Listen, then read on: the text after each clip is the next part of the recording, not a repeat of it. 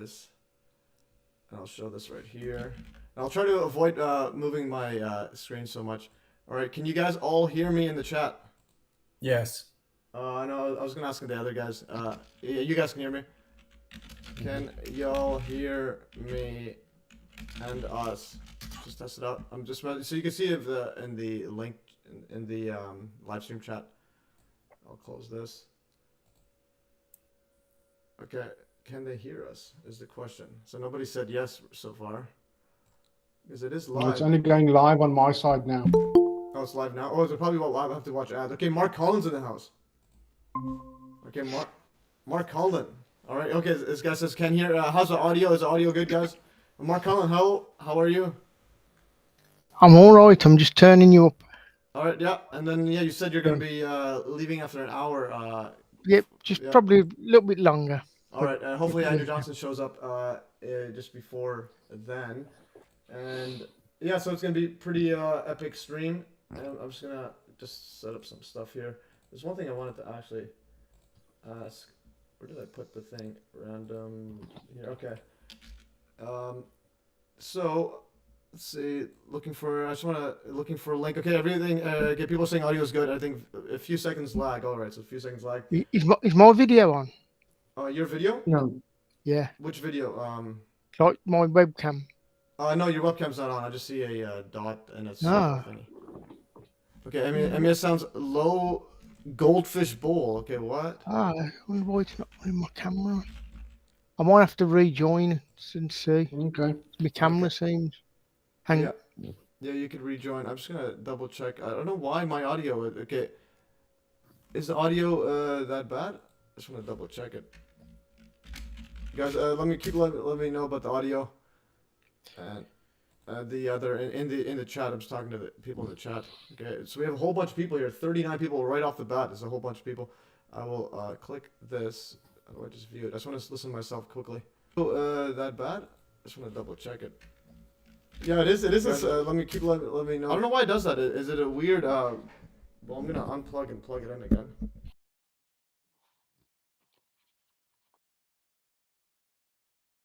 My audio now. Can you guys hear me? But the audio, that bad? Just yeah. Double check it. I can hear myself. It is. Yeah, weird. It is. It is. Let me know. I don't know why it does that. Is it a weird? Well, I'm gonna unplug and plug it in again. Okay, maybe if it's recording that, or maybe it's recording two things. My audio now. Can you guys hear me? Okay, now. Okay. My audio's working fine. That bad? Yeah, double check it. Okay, now for some reason It did sound a bit like that. People in the stream say it's way better. Okay. Oh, okay. We got $5 donation, and then I don't know why this is changed up to. Oh, it's muted for you guys. Okay, so what I'm gonna have to do is, yeah, this is let's see. Microphone, this one, speaker, Yeti, system default. Okay. Voice is good. Image is blur. My image, yeah, is just not in the way. MES, you're muted for us. I'm muted for you guys. Check it again. Microphone is off. Why is the microphone off? It literally says it's off. It's on. Yeah, this is absolutely brutal. Okay, Mark Conlon, I could see you there. Microsoft. What is going on? I'm gonna refresh this. Okay, I left the meeting. I'll be back. Join now. Okay, like what? Can you hear me now? Or no? Like, you guys can't hear me. Okay. Yeah, we can hear you. Yeah. You can hear me? Okay, so you can hear me. So I think I know maybe what the reason is. I can hear my. Okay, we got. Okay, Mark Conlon, I could see. See here. I just want to. Okay, like what? Can you hear me now? Okay, yeah. Or no? Oh. I think it's fine now. Guys, if the okay, audio's good, and then people can hear. I think it's something to do with it's like Google, and then also my Prism Live Studio. It's like whichever one connects first, so that's why I had to reset. All right, I think we are good to go, guys. Guys, we have a all-star lineup right here. We got Norman, aka 9/11 Revisionist. Keith, Conspiracy Realist. He has had a name change recently. We got Mark Conlon, aka 9/11 Planes Research. And we got William from That's Life, and but not as we know it. And we also have who else do we have? Yeah, we have Andrew Johnson is gonna hopefully show up soon. Yeah, so Andrew Johnson should show up in a bit. He's actually doing a live stream with Stu Peters, and also Adam Eisenberg also might show up as well. He's also doing a live stream with Stu Peters. All right, so that's gonna be epic stuff there. Now, what was that noise coming from? Okay, I just want to just quickly sort everything out, and then web.telegram, and where did everything leave? All right, so yeah, basically today's live stream is gonna be a bit different than last time. Last time was a bit all over the place, just talking to people, and then basically everyone was invited. Except the one guy, Chris Berkshire, I think there's something up with him. So we did not invite him there. And I just want to quickly, okay, I lost track of where my thing was. I'm going to go to the notes. I lost my notes. I'll send the notes right now, and then we'll get on the show. Where did it go? Live stream summary. Okay, here's the notes. You guys, the notes, yeah, what just happened to the notes there? I don't want to close it off. Okay, there's the notes. Okay, I do not know what just happened. Alright guys, I'll edit this one. Sorry, I'm just double checking. Where did it go? Okay, this is... Oh, there it is. This is why it's there. Okay, I need to close some stuff. I'm going to close this. Close this. I'm going to close this. I'm going to close this. And then this one is... I'm going to keep it to the side always. Sorry about this, guys. Let me just... Technical difficulties. And also, because today I was dealing with YouTube deleting my video. or Chris Hampton's video that I updated. Okay, I'm going to leave it like this. Sorry, guys. And, okay, I'm going to move it like this. And I'm going to do some housekeeping and then quickly and then we'll have you guys all on the same page. All right, so going back here. Oh, Nigel Revisionist is back. Okay, so Norman is back on. Sorry, guys. Sorry for this technical difficulties. This is where you need a manager. All right, this is... where did it go? Okay, guys, here's the link to all the notes will be in here, guys. Oh, the audio is cutting out, someone says. Stu and those Israel producers. Interesting. I'm just here fixing. Oh, yeah. Okay, that was in the live stream chat. Okay, is the audio still good or not, guys? I can't keep... I checked the audio. It's okay. Right. The audio is good. All right, so Paul Level's in the house as well. We got 51 people. All right, yeah, so I'm just going to go on with it, guys. So, just do some housekeeping quickly, guys. So, yeah, go here. So, join me, guys, and crew in the special 23rd 9/11 anniversary, and also the number 23. If you've seen my previous 9/11 Avengers, Mark Conlon did a deep dive on the number 23. So, it's the 23rd anniversary live stream as we do a summary of all the key evidence of 9/11, which point to the use of cold dew and holographic projection technology. And then, yeah, these are the Avengers that should be showing up. We have most of them here. Methylminer, the only one's missing. Methylminer, American Fathers, and Andrew and Eisenberg, and KJ and Jeanne Traduction, whatever. I don't know how to pronounce it. But anyways, they may show up in a bit as well. Okay, so that's the notes right there. And I'm going to make this a bit more. Okay, so... here's the usual housekeeping, guys. Go to MES links, and everything is there. All the links to links will be on this thingy. Everything, especially the 9/11 one, you can drop down everything on it and so on. And the donate buttons are also there, and throw a bunch of cash at us. And there's donate, PayPal, Patreon, become a super fan, become emojis. I'm just throwing everything in there quickly, rapid fire. And then also, first thing I do is I put everything on Telegram on MES links. So there's MES links, Telegram. And that is where I put everything in usually, and before I upload everywhere else. And if you were on my YouTube channel, I uploaded a documentary, 9/11 A Big Idea, which I updated a bit, and it was also this was done by Chris Hampton from Wolf Clan Media with a lot of help from Mark Conlon. And then YouTube's removed it for quote hate speech, and the phrase that they linked to was a second clip of actually Mark Conlon of you saying. The videos show the planes were not fake, and then YouTube mistakenly thought. I think the algorithm thought you were saying it was fake, and then I appealed it, and they rejected my appeal instantly. So that is absolutely ridiculous. So you can watch all of the you can watch a documentary all in these other links here, all platforms. And I will upload actually the update that I made to it later today. I didn't want to do it before the stream because I may get a strike. And then when you get a strike, you can't do a stream for a week or so. So I'll do that after the stream. So I didn't want to risk it. All right. Okay, John, American Fathers in the house, guys. Our American Fathers, let's go. And yeah, so, and with that, I just want to make this a quick note. Do not say the word fake and this word in the same sentence, or crisis and this word in the same sentence. Guys, this is to all you guys, all the guests right here. Even in the chat, do not say them in the same sentence. Use different words. Say not a real Boeing, or just like unconventional Boeing, or what looks like a Boeing image of it, or deep agent or something, or questionable person or something. Anyways, because YouTube is absolutely ridiculous. And also, okay, that's it for that. And I have some other ones I always said before. This Saturday, we're going to have 9/11 Revisionist and Adam Eisenberg talk about the Pentagon. And then the next week, Mark Conlon's on the show for probably the most controversial aspect of 9/11, the passengers.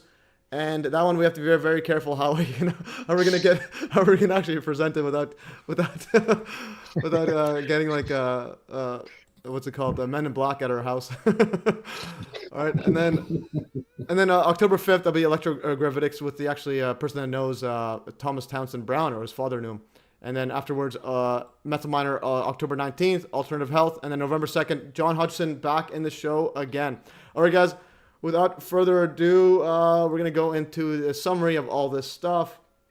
But first, I just wanted to bring you guys all in the chat. I'm just going to open the screen. So if you guys all want to talk and say hi and so on to the audience. And also feel free to interrupt anyone when they're presenting stuff if you want to get your point across.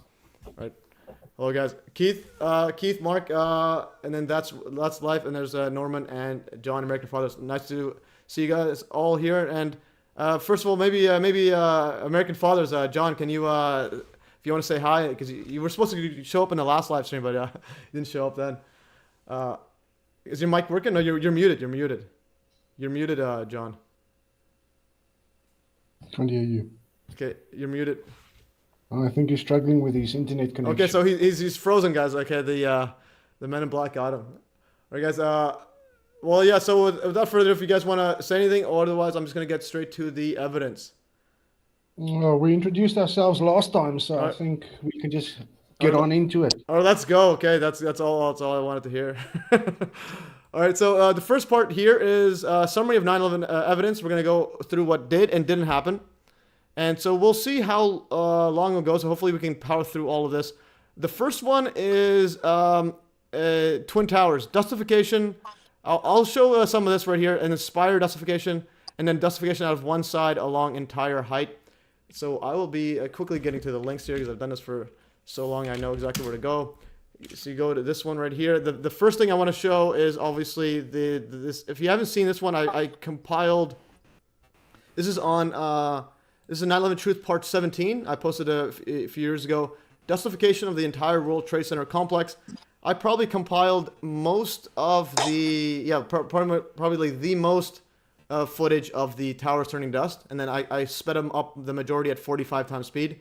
So you can see the entire events of, or the majority of it at the WTC. So we'll watch this right here and we'll power through it. Some of it's, a lot of it's fast forward. It's 14 minutes, but I'm not going to go through all of it. So the first part is 8:46. And this time, actually, I scheduled the thing at 8:46 a.m. My upload today, because this is when the first impact occurred. And also, apparently, there was some 8:46, some secret numerology mumbo jumbo. And I'll share my screen with you guys so you guys can have a look at it as well. So you don't need to share the other thing. Share Brave tab. I'm going to share this right here with you guys, so you guys can see it. This is the 9/11 Truth Part 17, Dustification of the entire World Trade Center. Before I get to that, I just want to go quickly. So this is 8:46, and this one is actually sent to me by Casimir right here. So 8:46, there's a whole lot of predictive programming and weird occult stuff here. I'm going to share with you guys. Here, 8:46, and there's like a special by Dave Chappelle at 8:46. So I need to deep dive in this. George Floyd, apparently George Floyd death is also related to 8:46. Oh, that's interesting. I didn't know that. So, so that's pretty interesting. So, anyways, going back to that. Can you hear me now? I can hear you. Yeah, I can hear you, John. Sorry to interrupt you. You probably already laid out some rules I might have missed. I'm just irresponsible coming in with I had to fix my Google account. Yeah. But yeah, I'm John Fortenberry. I appreciate you guys having me here. I have a platform for American fathers. I do book reviews, but I mean, this is one of the most important books of all time. If you could just read and understand a book. I just wanted to jump in. I wanted to listen, but the 846, there was something to do with $8.46 in American money translated to the what do they use in the UK comes out to like 666 or something. I don't know if you knew that already, and sorry for interrupting, but I finally got everything working. Yeah. No worries. And also, yeah, you didn't read the fine print, but actually what you just did was in the fine print, which is please interrupt when you want to interject info. So okay. So you actually did subconsciously read the fine print. So that's good on you. And those words you told us not to say, those are on the stream notes somewhere. I want to check that again real quick. Well, basically you could say them, but just not in the same sentence, or if you can avoid it. Like, for example, crisis, do not say that at the same time as, like, actors, and do not say, let's say, fake at the same time as, like, those objects that fly. Okay, just not at the same time. Or like, yeah, just try to avoid them. Use different words. Use unconventional aircraft or something. Okay, I'm gonna pull up the notes and look at that so I can think about that. I don't want to mess that up for you guys. Or I may not have published those. It's probably in my draft, but it may not be updated. But anyways, just the word planes and the other word fake, etc. Right. Just to avoid the word fake and crisis. Okay, that's a better one. Or actors. Just avoid those words. Actually, I don't use those much myself. I think I think we're pretty good. And also, I think planes as well is a tough one. Yeah, it's like try to minimize it. Say Boeings instead, because no one knows what. Okay. Yeah, so the algo may let us go. All right, and so that is that. Let's see, we got a comment right here. All right, so I'm gonna minimize this part right here. So we're gonna show this right here. So this one was Part 17, I did this 4 years ago, September 7th, 2020, Dustification, but it's like the entire events of the WTC. So I will play this and make a big screen.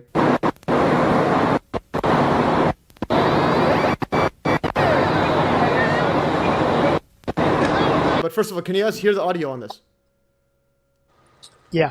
Yes. And also, yeah, if you notice here, it is some weird audio interference in this this gamma press footage of the Nodded first quote plane. I used this was before I talked to Mark Conlon, and I was using this as the 4K or the HD enhanced versions. But even then, the enhanced versions, when they're done without any direct manipulation, they show the mystery objects look even less realistic than actual. Okay, let's play this.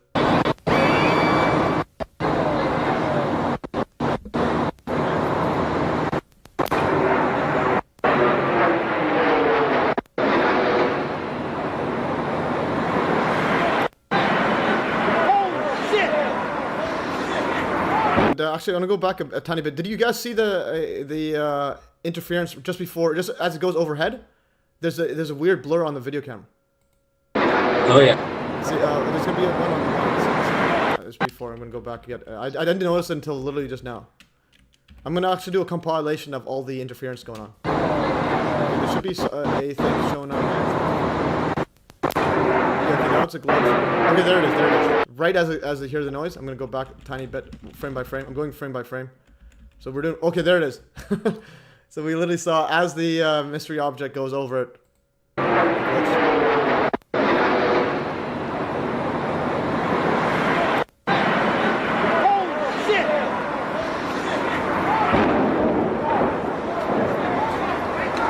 And then now it appears to be what I think is the whole formation afterwards. So that's like a super bright red there, and it disappears right away. Now it's gone. So that entire flame after the impact, and then as you can see now it's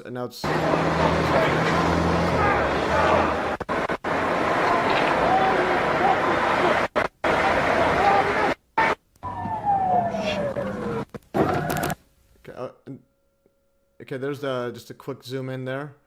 So this is so if you were to tell people you found a UFO or a Bigfoot and you show them this footage, they're like, that's not it. So, but then the mainstream that says, oh, that's a completely realistic Boeing. Like there's nothing there. All right. No, the flashes before it even comes into contact with the building. Yeah, go back to that again. Yeah, that was interesting. This one right here. Yeah, so this is the real flash. It occurs again. It actually, as you pointed out earlier, Mark, similar to that bunker buster. Yeah, but with this one, it actually before it comes into contact. If you have a look, Was it actually before? Yeah. Because I have to Yeah. double check. Yeah. if you check, Is And this then, it? Is that and it? then in alchemy, you Yeah. mentioned that it's thermal blooming. yeah, that's similar to John Hutchison's Yeah. boat experimental ship when he was Yeah. getting the little flashes. So it not necessarily something, coming into contact kinetically with the building, which a lot of people think that's happening. Yeah, that is true. But the one thing I wanted to just look at it closer because you said it was before the impact. That's the one thing I just couldn't wrap my head exactly at which point.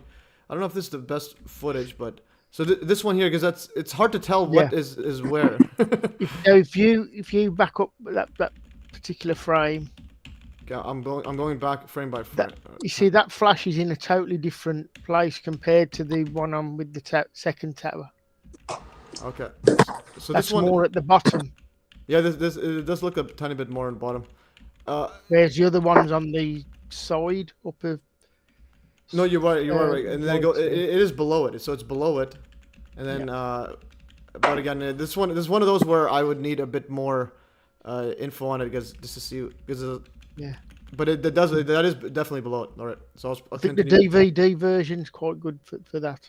Oh yeah, That I so sent that's the one you sent, right? I will definitely look at that. So that will be in my notes and look at that. Yeah. And yeah, so definitely thanks for that. And yeah, so for those asking, most of the plane info I got was actually from Mark Conlon. So that's bombshell info. So I will deep dive in this one, and I will share it for another video and on our passenger stream. All right, let's play. Continue. Passing that stuff around. Appreciate you guys. Yeah, for sure, John. Likewise, John. All right. You hear me? Okay, so this is and there's that formation on it there. I have some more zooms in.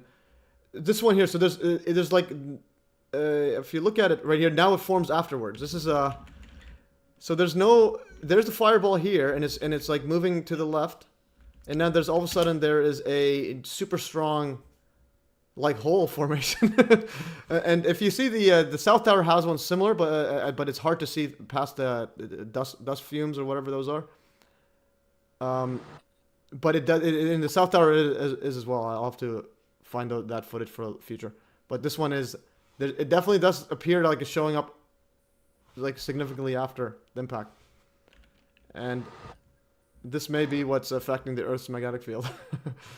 All right, I'm gonna fast forward this a And bit. the camera interference and stuff like that too.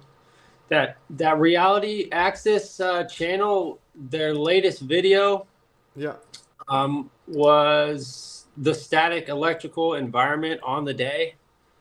Yeah. And then specifically the part, going over all those camera, you could get a lot of your compilation you're talking about building from that video for sure. Goes over that pretty well. But man, imagine just the precision. If you're able to do all these different things, you're able to make certain parts of it appear to be fire, appear to be smoke, or some things move in more slow motion than an immediate effect, like WTC4 disappearing before that last split, second or 2 seconds as Tower 2 was almost gone. So, or instantaneous like the bolts. So then you could make these cartoon cutouts of, the Boeing equipment to just such a precision, to slice it out like that, to make it look like Wile E. Coyote. And the same thing takes out the bolts like piece by piece while everything's unraveling, according to different intensities of whatever, is being used to do that. It's amazing. Yeah, definitely. This is this is where it's like it kind of flips reality upside down. It's like everything that you thought you knew about reality. It's like these guys, that's why that's a cool name for that channel, the Reality Access. One. So that channel I was actually have that in my bookmarked. That's the one I'm going to use mainly for my compilation of the static interference, Reality Access. But the one thing about that that video. So he pushes. He was initially thought it was I was gonna say that fake the videos. CGI. Yeah, no, yeah. He thought it was CGI. Yes, actually, you say CGI instead of fake. Okay, that word should be. Yeah, but then I actually emailed them saying that no, the videos are actually real. I imagine that person joined in. He shares his name on the channel all the time. I think it's Reginald or something, and joined in on a live I did this morning. And I haven't brought it up. Maybe you guys got a response, but I'd imagine they'd be well open-minded to that. But just that being the difference, we see, because I definitely follow. I was going to share this. I haven't read all of it yet. This is the book shown in some of. I don't know who else has this book in some of these videos. The optical holography. I know it's chapter 9 and 10. I have a copy with me here today. I was going to open it up and check out some of that stuff. Yeah. No, definitely. Yeah. Yeah. The thing is, yeah, it's Richard Shin. That's his name. And so see the first clip that you played. Who recorded it? That first clip. I'm just going back. Okay, I'm on. That's the No Day Brothers. No Day Brothers. Then Nodded or No Day. Okay, yeah, the Nodded. No Day. No Day in French. Okay, I've been calling it Nodded. Nobody corrected me all this time. So I've been calling it Nodded. So that's like the English pronunciation of it, but the French, the D and the E and the T is like No Day. Mm-hmm. Yeah, I just found it a bit strange because why were they recording what appeared to be a drain being opened? It was a gas leak. That was a gas leak. They were called to a gas leak on Duane Street, I think it was, and Les Pinard. Documentary on the firemen. Yeah, apparently that's what. Rookie firemen. It was started off about rookie firemen and the selection process, and then they followed this one particular fireman going through his training, and that particular shot when they were called out to a gas leak. But it is strange. Mm-hmm. And Duane Street apparently actually is an anagram of Norday or Nordit. Okay, interesting. Apparently. All right, interesting. All right, we got a deep occultist here, or a occult researcher. Yeah. And that's just a coincidence, man. Just a coincidence. Leslie Raphael did a lot of work about the Norday video, which is quite interesting. I'm not saying I agree with it, but if you can track it down, he's no longer with us. We did quite a good essay on that. Yeah, I'll have to look at that. All right, so we got through the Nodded one, or the Nauday. Yeah, the Nauday footage, and yeah, so that one he's also the one that filmed one of the brothers filmed the disappearing and reappearing wing. So he's they got both of them. that was Jules. Yeah. Yeah, Gideon and Jules. Yeah, Jules got this first one, and then Gideon got the second one. Yeah. So I am, and they were using an HD camera as well, so you can't just say. All right. Richard Gage tried to make out that the cameras were a load of crap. Yeah, Richard Gage, says a lot of stuff. And they were all. Yeah. Hey, with that clip, with that the specific one you're talking about, where the hole's being burned out, or obviously with the holes being formed, is just like the background to Batman. What was the one with the crow that Batman Begins? Did you really? They have a tower behind him with a perfect cutout of it's a bat. Oh wow! But in flames, just like that. And how does that relate to both 9/11 and the epidemic? Is the Batman? Where did the epidemic come from? It's all that stuff's just so wow. Whatever you want to call it. Yeah. Interesting. You pulled up the cover to that. Yeah. Well, so I know you guys know. You could share. Yeah, if you have some stuff, you could share your screen if you want to ever interject, and then. So I have my phone, but so it'll just show up on my little camera. Yeah, or you could send a link, to the chat, and I'll just share it.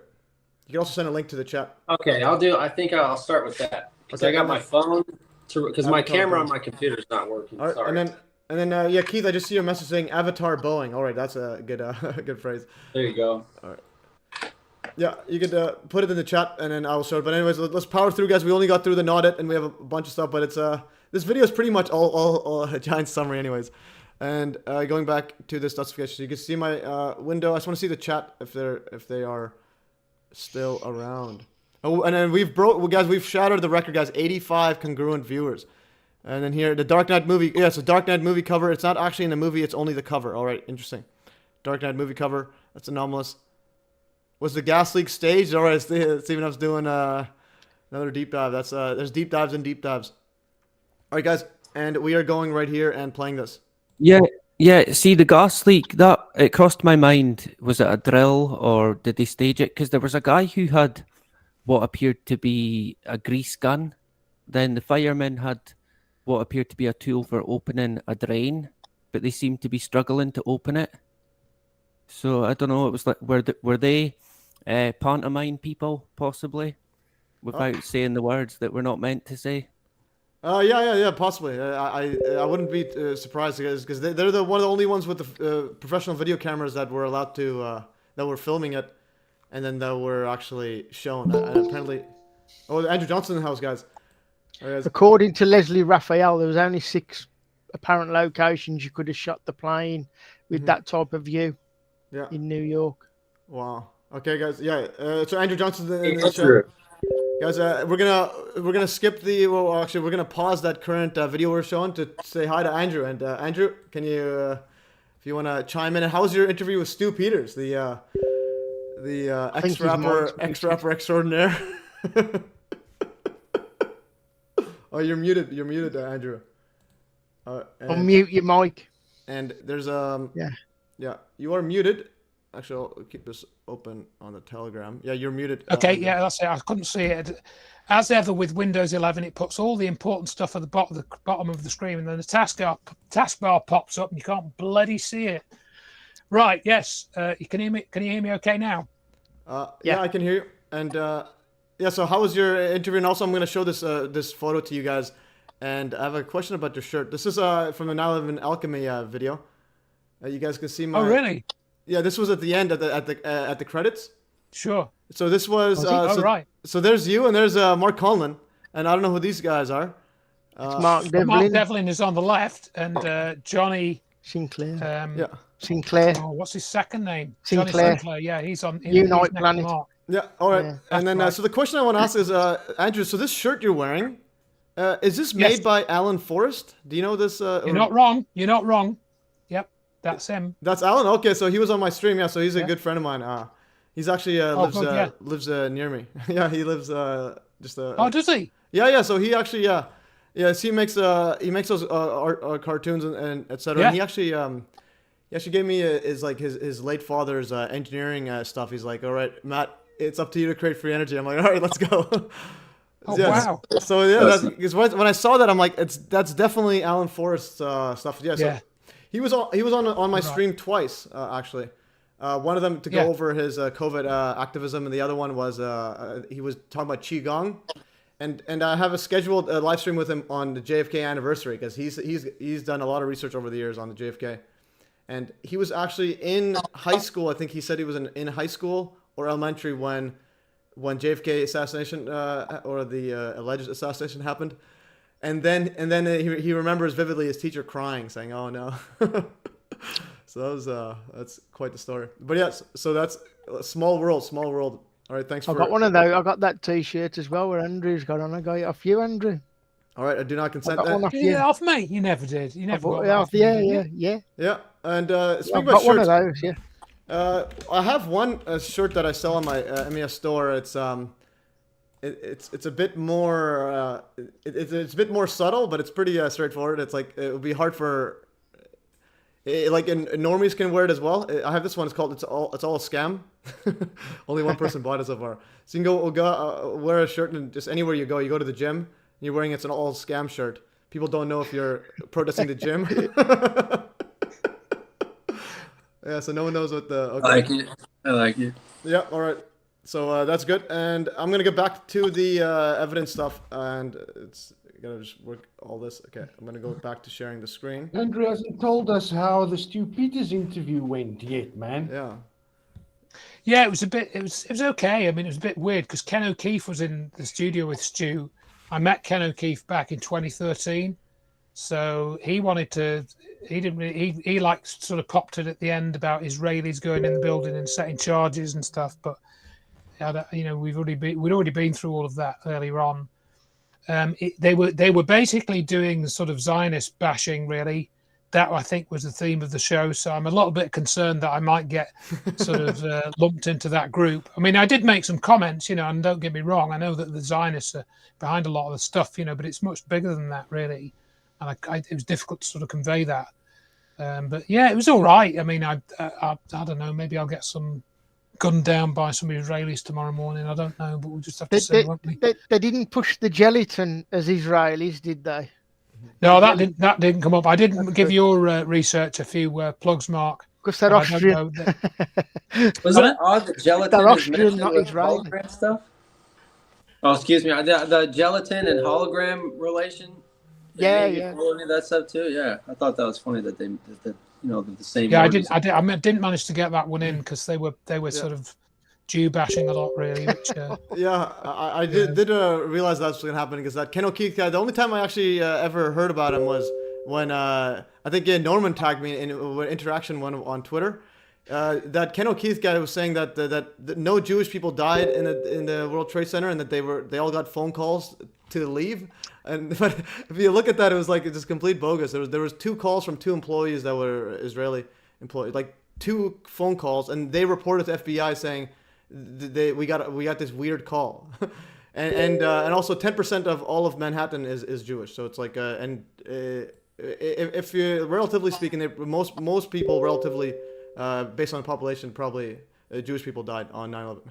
That's the basically what I'm doing now is you also link to an article with all the Jewish people that died, and I basically now use that when people go on the whole Jew thing, and then I put in the gelatin art students that are Austrian, and then also the whole list of the people, and then Ken was on another interview a while ago talking about directed energy weapons and bringing in molten metal and all of that. And then I did a little bit of a edit into his statements, bringing in and fixing some of his misconceptions that he had, and even private messaged that to him, and he said it's okay. And he is a great fan of Dr. Wood and all of that, but he's still falling back into a lot of disinformation all at the same time. I think he's doing it deliberately, really. I mean, I know for a fact that not long after I'd met him, because I met him at this event in 2013,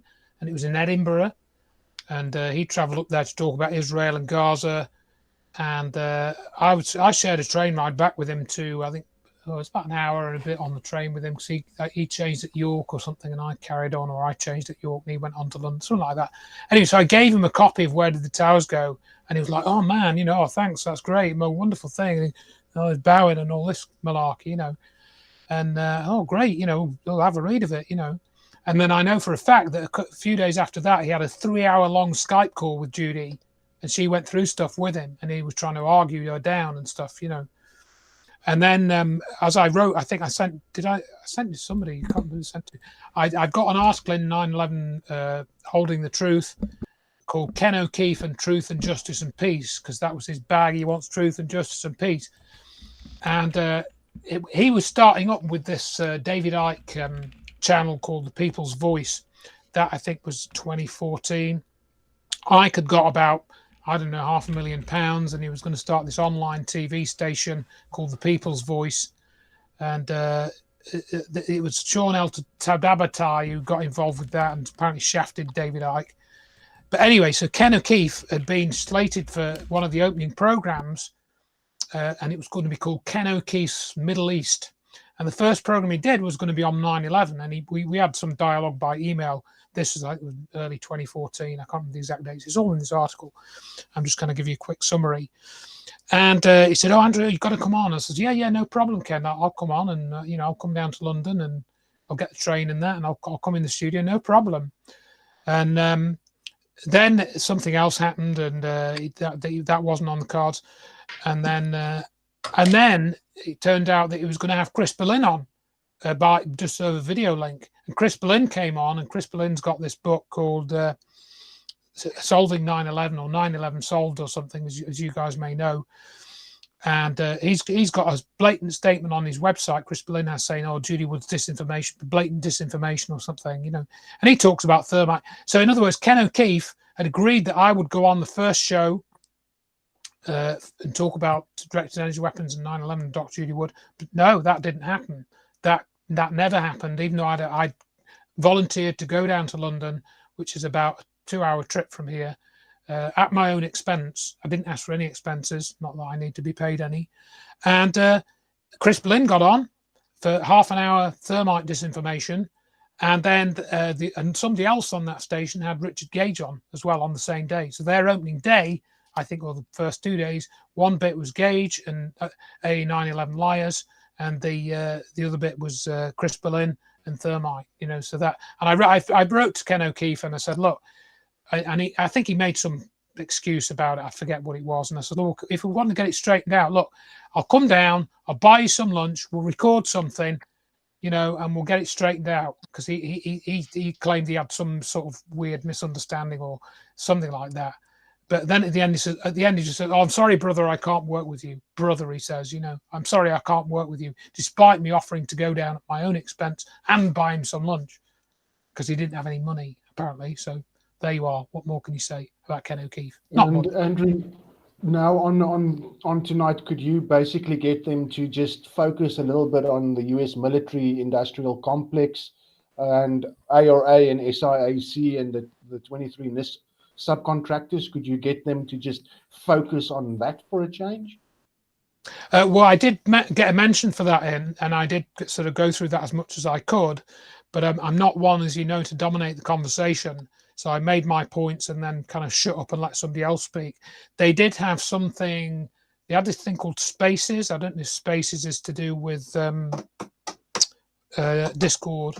I don't know if what Spaces is. It's on X. It's with X. It's basically a live chat on Twitter, X, whatever. And apparently what they got some hookup between Stu Pieces and Spaces and me.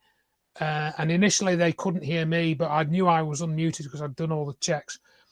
And guys from Spaces were coming through, and Steve was saying, "Oh, shut up! Can you let me speak?" And then there's people on Spaces couldn't hear me, and they couldn't hear. I don't know. Maybe they could hear Ken because he was in the studio. So there were some audio hookup problems with that. So there were some people in Spaces listening apparently. So there you are. But yeah, it was just all a bit of a mix. Yeah, I saw a short little bit of it just before we went over here, and I saw whilst they were having a little bit of audio issues with that. But I'll go see if it's on his Rumble channel, and I'll go do a couple of edits again if needs be to just correct them where they're wrong. Well, maybe if you want. I mean, again, Stu Peters was all right. I mean, but he's going into the hijacker story and. He doesn't believe the plane stories anymore. And they're asking about the phone calls. They kept asking me about the phone calls and what was Israel's involvement. And I kind of said, well, I think they had some involvement, but I don't really know, because I don't really talk about that very much. And I mentioned that Netanyahu was in London on 7/7, and so was Giuliani, stuff like that. But, and they were talking about Larry Silverstein, fair enough, but so what, it's bigger than that, But if they want to talk planes, then they've got to talk to Mark. It's as easy as that. Yeah, so. I kind of said, you want to look at Mark's research, and we talked about Flight 93 a bit, and I mentioned that Mark had done this research into Mark Bingham, and you posted that fairly recently. So, and your interview with Doc Malik was also very, very cool. I actually ended up speaking to him, and Mark, I've also talked. Oh, did he ring you? Yeah, he rang me.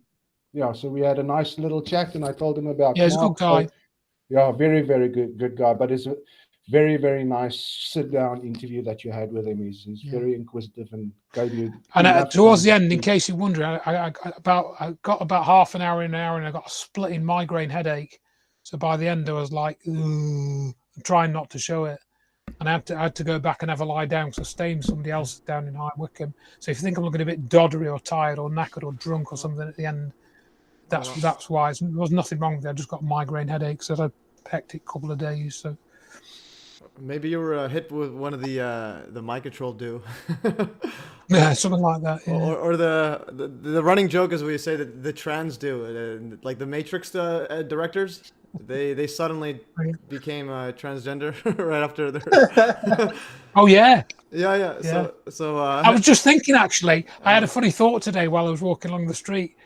John Hutchison dressing up as a woman. Yeah, I mean, yeah. he's like, he's flipping. He's with it, isn't he? They can't, you know. Yeah. So that's the thing. So he's John like- Hutchison may have It's been. identifying as a woman. Is right on the trend, isn't he? Is John I Hutchison? think with his that's the car. only. I think that's the only reason he's still alive is because he's batshit bonkers. I once made a short little mix with him where he's singing "Oh, I'm fruity" and all of this kind of stuff, and did a nice edit and actually shared it with him on his He's great. Facebook page, and he absolutely loved it. That's good. Yeah, he's such a top bloke. Yeah. Yeah, definitely. And I just want to share a joke, and we'll get back on the evidence stuff. We're trying to summarize. This is last year I think I saw this weird object in the sky. I took a photo of it. Sundog. This one. Sundog.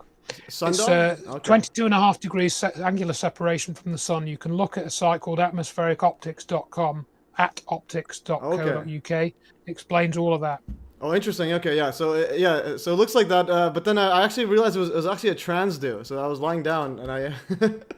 Okay. All right. Enough of the jokes, guys. And so we'll get back to the video on this one here. So this live stream was supposed to summarize the stuff. And we went over the knotted footage. We showed that that weird plane, the impact formation. I think you've seen that, Andrew, where it's like that weird shape. I'm gonna start sharing so you can see my screen. Yeah, sure. Yeah, I think possibly. Yeah, do show it. Yeah. So basically, the first thing I wanted to show, this video I made actually in September 7th, 2020. I compiled pretty much the most footage of the towers turning dust, and I sped up the majority in 45 times speed. So if every second is a minute, so the majority of it is 45 times speed, and then it's like 17 minutes or 14 minutes long, then basically it's like hours and hours combined. So I'll get back to just quickly show you. This was after that impact, the first one. I'll have it fast forward. They're gonna repeat again soon. Okay, it's gonna go back. Okay, there it is. So you can see this dust formation or smoke dust, whatever this is, and then so there's nothing there on this side, and then suddenly there's this giant formation that's like, this one, suddenly it's like way darker than, way brighter. So I'm gonna go frame by frame again to drive home the point. Oh yeah, Batman up there. Oh, so, On John Thornberry's. yeah. So This is Oh, is he sharing? yeah. Okay, sharing. This is like so old. I'm shoving a screen against the screen because I haven't. Oh, that's what it is. Holy. Yeah. Okay. Yeah, if you can send a link to, I don't know, I'll just do it myself. I should know so much more. Like I've been around computers my whole life, and I'm all struggling over here. Okay, a Dark Knight I have cover. a laptop, and I'll put a link in a minute. Movie cover. Yeah, there it is. Okay, I can see it right now. Sharing the tab. Dark Knight movie cover. All right, we've done it. You guys can see it. That's Dark Knight movie cover. It's like COVID in the foreground, 9/11 in the background. Because Yeah. Batman. So What year was that? What was that 2000 predictive programming? 2008. Shooting, This is there 2008. was a shooting, wasn't there, a few years ago, a Batman film, and it was something Aurora or something, and that was the name. Sandy Hook or something. Oh, so it's all involved. Yeah. It's always like very much Batman, Wizard of Oz, Star Wars stuff too. I mean, I don't want to get off subject like that, but for you guys, but yeah. All right, guys, I'm gonna get back on this. Yeah, that's absolutely wild. Yeah, I never seen that before. All right, so I just want to drive home the point, and we'll get to actual Dustification. We've got in 51 minutes, and so far we've only covered the first knot. But there it is, that formation. I'm gonna fast forward now, and I'm gonna fast forward on the fast forwarding, and then we'll get to the Dustification. So this point, this is this is a full summary, fast forward. Okay, there it is, from 8:49 a.m. to 10:23 a.m. This is, so it's 45 times speed. Another point is I want to drive home the point. Every second is roughly a minute. So imagine how much material is being taken out of this this building. And you can see that there's a helicopter as well. And to see the size of it, you see that what looks like a fly is actually a helicopter. You can see it coming out. Where's the? I think it's some helicopters flying around it. Oh, we just missed it. Oh, yeah, there it is. You see what looks like a fly is actually a helicopter. So imagine the scale and size, every second you have a minute of this fuming up. And if you ever see any other regular building fire, you're never gonna get hours and hours of dust coming out or thick smoke or anything like that. Yeah, and also remember the first responders that got up there, they said only isolated fires, we need 2 hoses and we can knock it out. So once again, it's too Oriel much Palmer out of the buildings.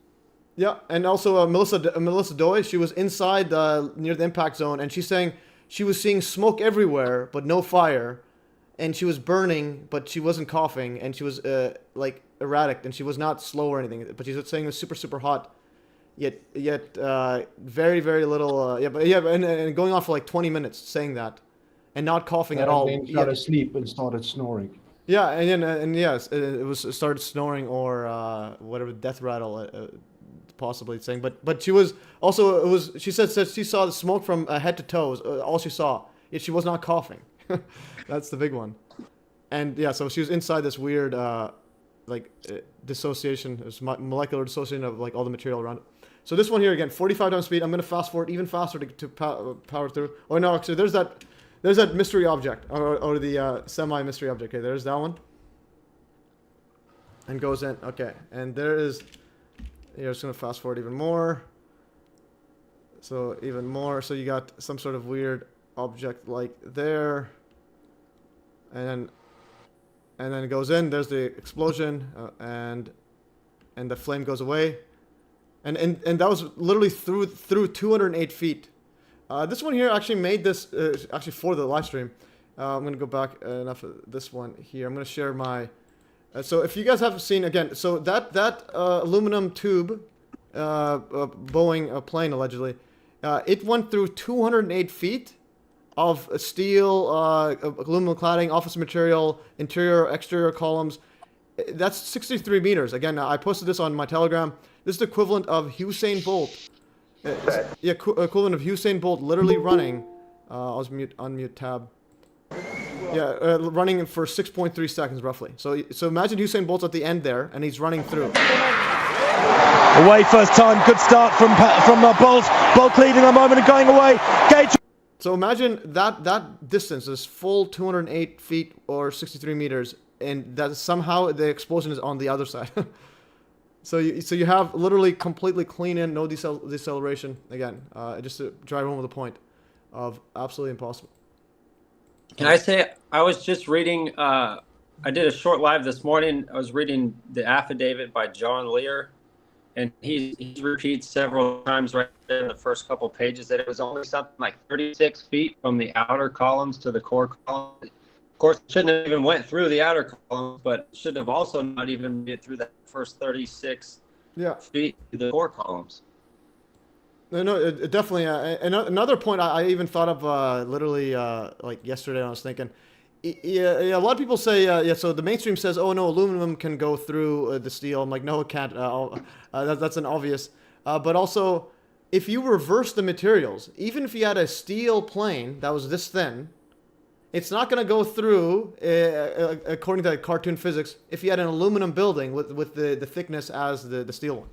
In both ways, even if you had so if you had the steel, the same equivalent thickness of the steel plane, it would weigh more and the building would weigh less, but the dynamics would still not be like that. It would the building itself will still be stronger just because you have much thicker material as opposed to an actual thin steel thing. So to illustrate that, if you just get a block of aluminum, try to throw a steel spoon at it. It's not gonna do anything.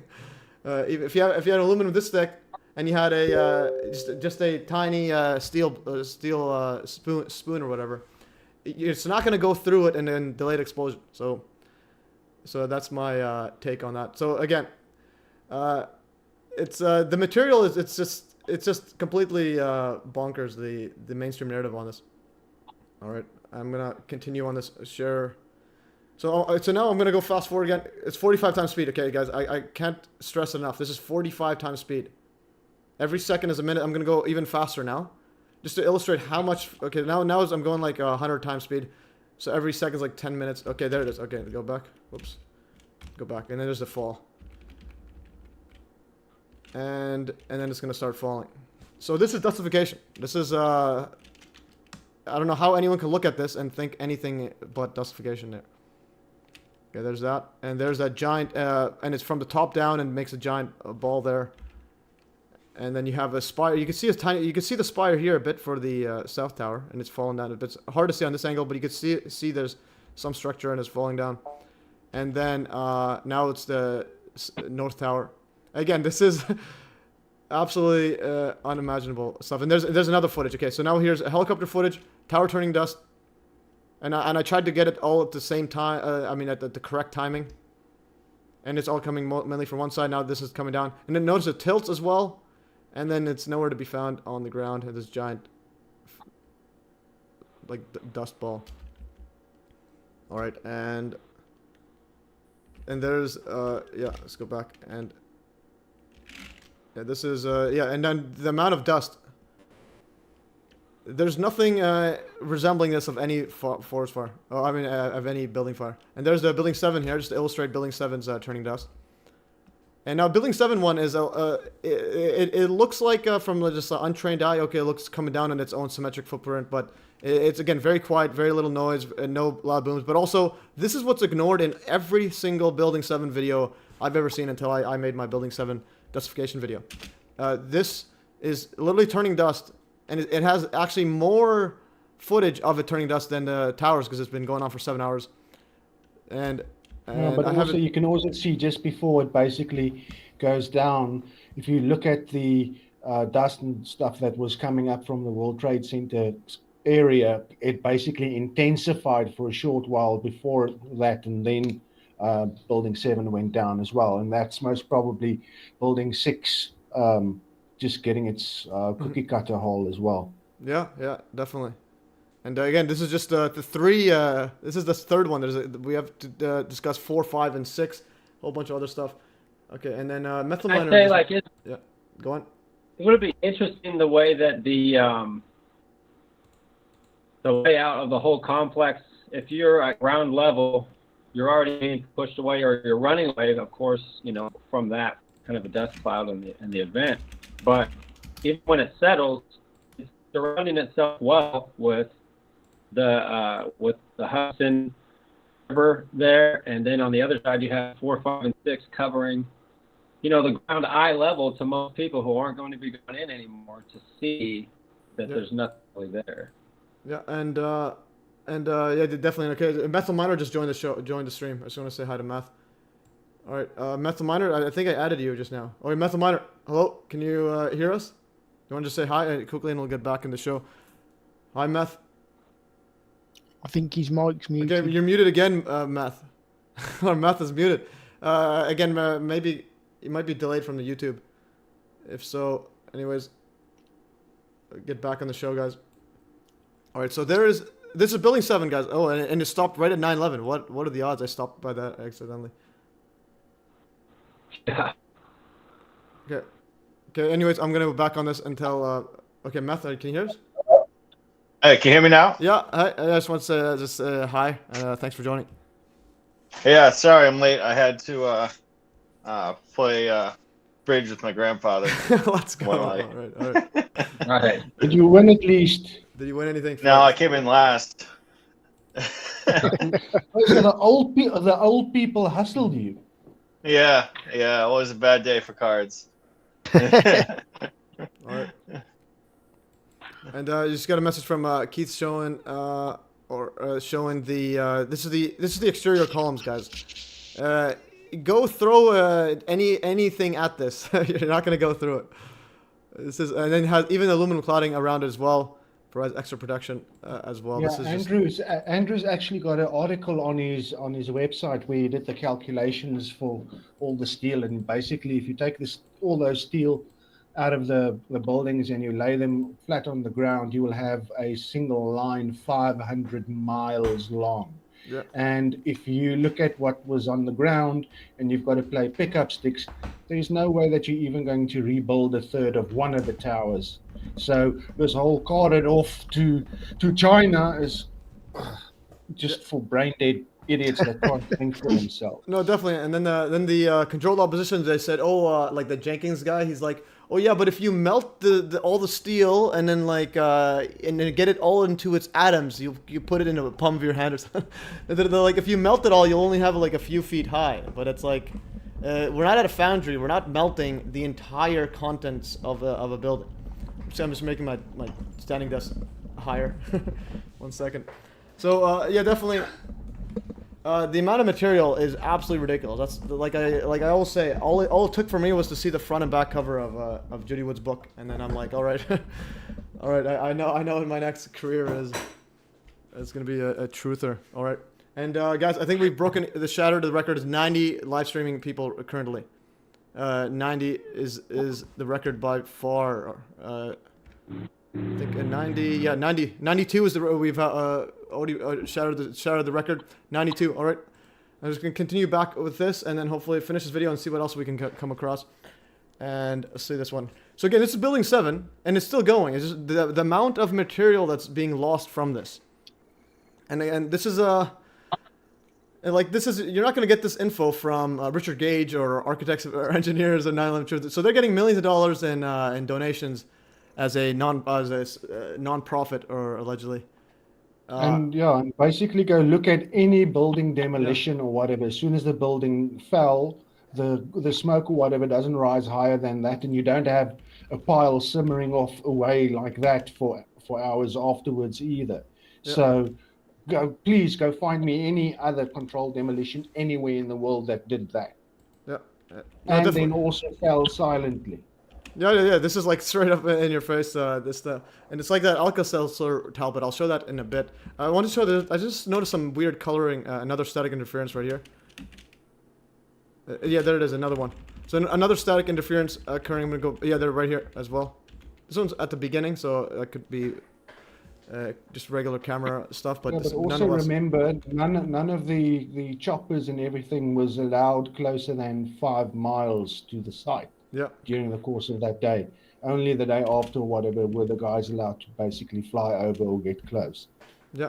And there was also fighter jets. I had to go through, so I saw actually that paper that you reposted on your Substack of Andrew Johnson's paper, and then I actually went through it, and then Andrew Johnson had a good idea of searching that database of the witnesses for specific words like jets, missiles, and so on.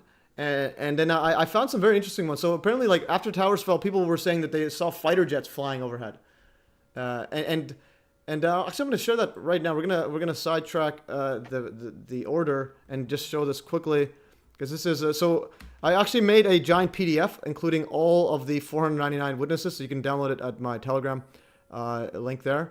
And I highlighted some of them, so you can just go search some of them. So some were saying it was a Cessna or Learjet type, a small jet plane. One person actually said it was like a military-style plane that actually shot missiles into the building. And this other one says, we saw that there was a fighter jets cruising the air and stuff. Even the hospitals were surprised at how few patients they got. So a lot of key stuff. This guy says, we saw jets overhead, commercial airliner, military jets, Air Force jets, and we didn't know what the hell was going on. All right, this guy says, we didn't know it was an airliner. And then this is a private plane, but I didn't think it was that big. And this guy says he even thought that the second one was a missile. He said it looked like a rocket. He said he saw it come off and this guy says he just saw a rocket. He saw it come off Woolworth building and hit the tower. So that's interesting. And this guy says they're shooting rockets, and he swore he saw a rocket. We thought it was a rocket. I thought somebody launched a missile. Still out here to launch another missile. All right. In spring. And there's Trump talking about people eating dogs and cats. Anyways, so that's that part. And just to say, can I just add that with about the Cessna? I've got a document where the FBI actually remove a page when they start talking about key witness that story witnessed the Cessna. Oh wow! And they completely omitted the whole page. Oh wow! About what they saw. Yeah, that's also mentioned by Andrew Johnson in that paper you wrote, or that article. He says that there was many witnesses like redacted, some of them entire pages, like 10, 12 pages, all redacted. So it's like obviously not sensitive like personal info. It's sensitive talking about.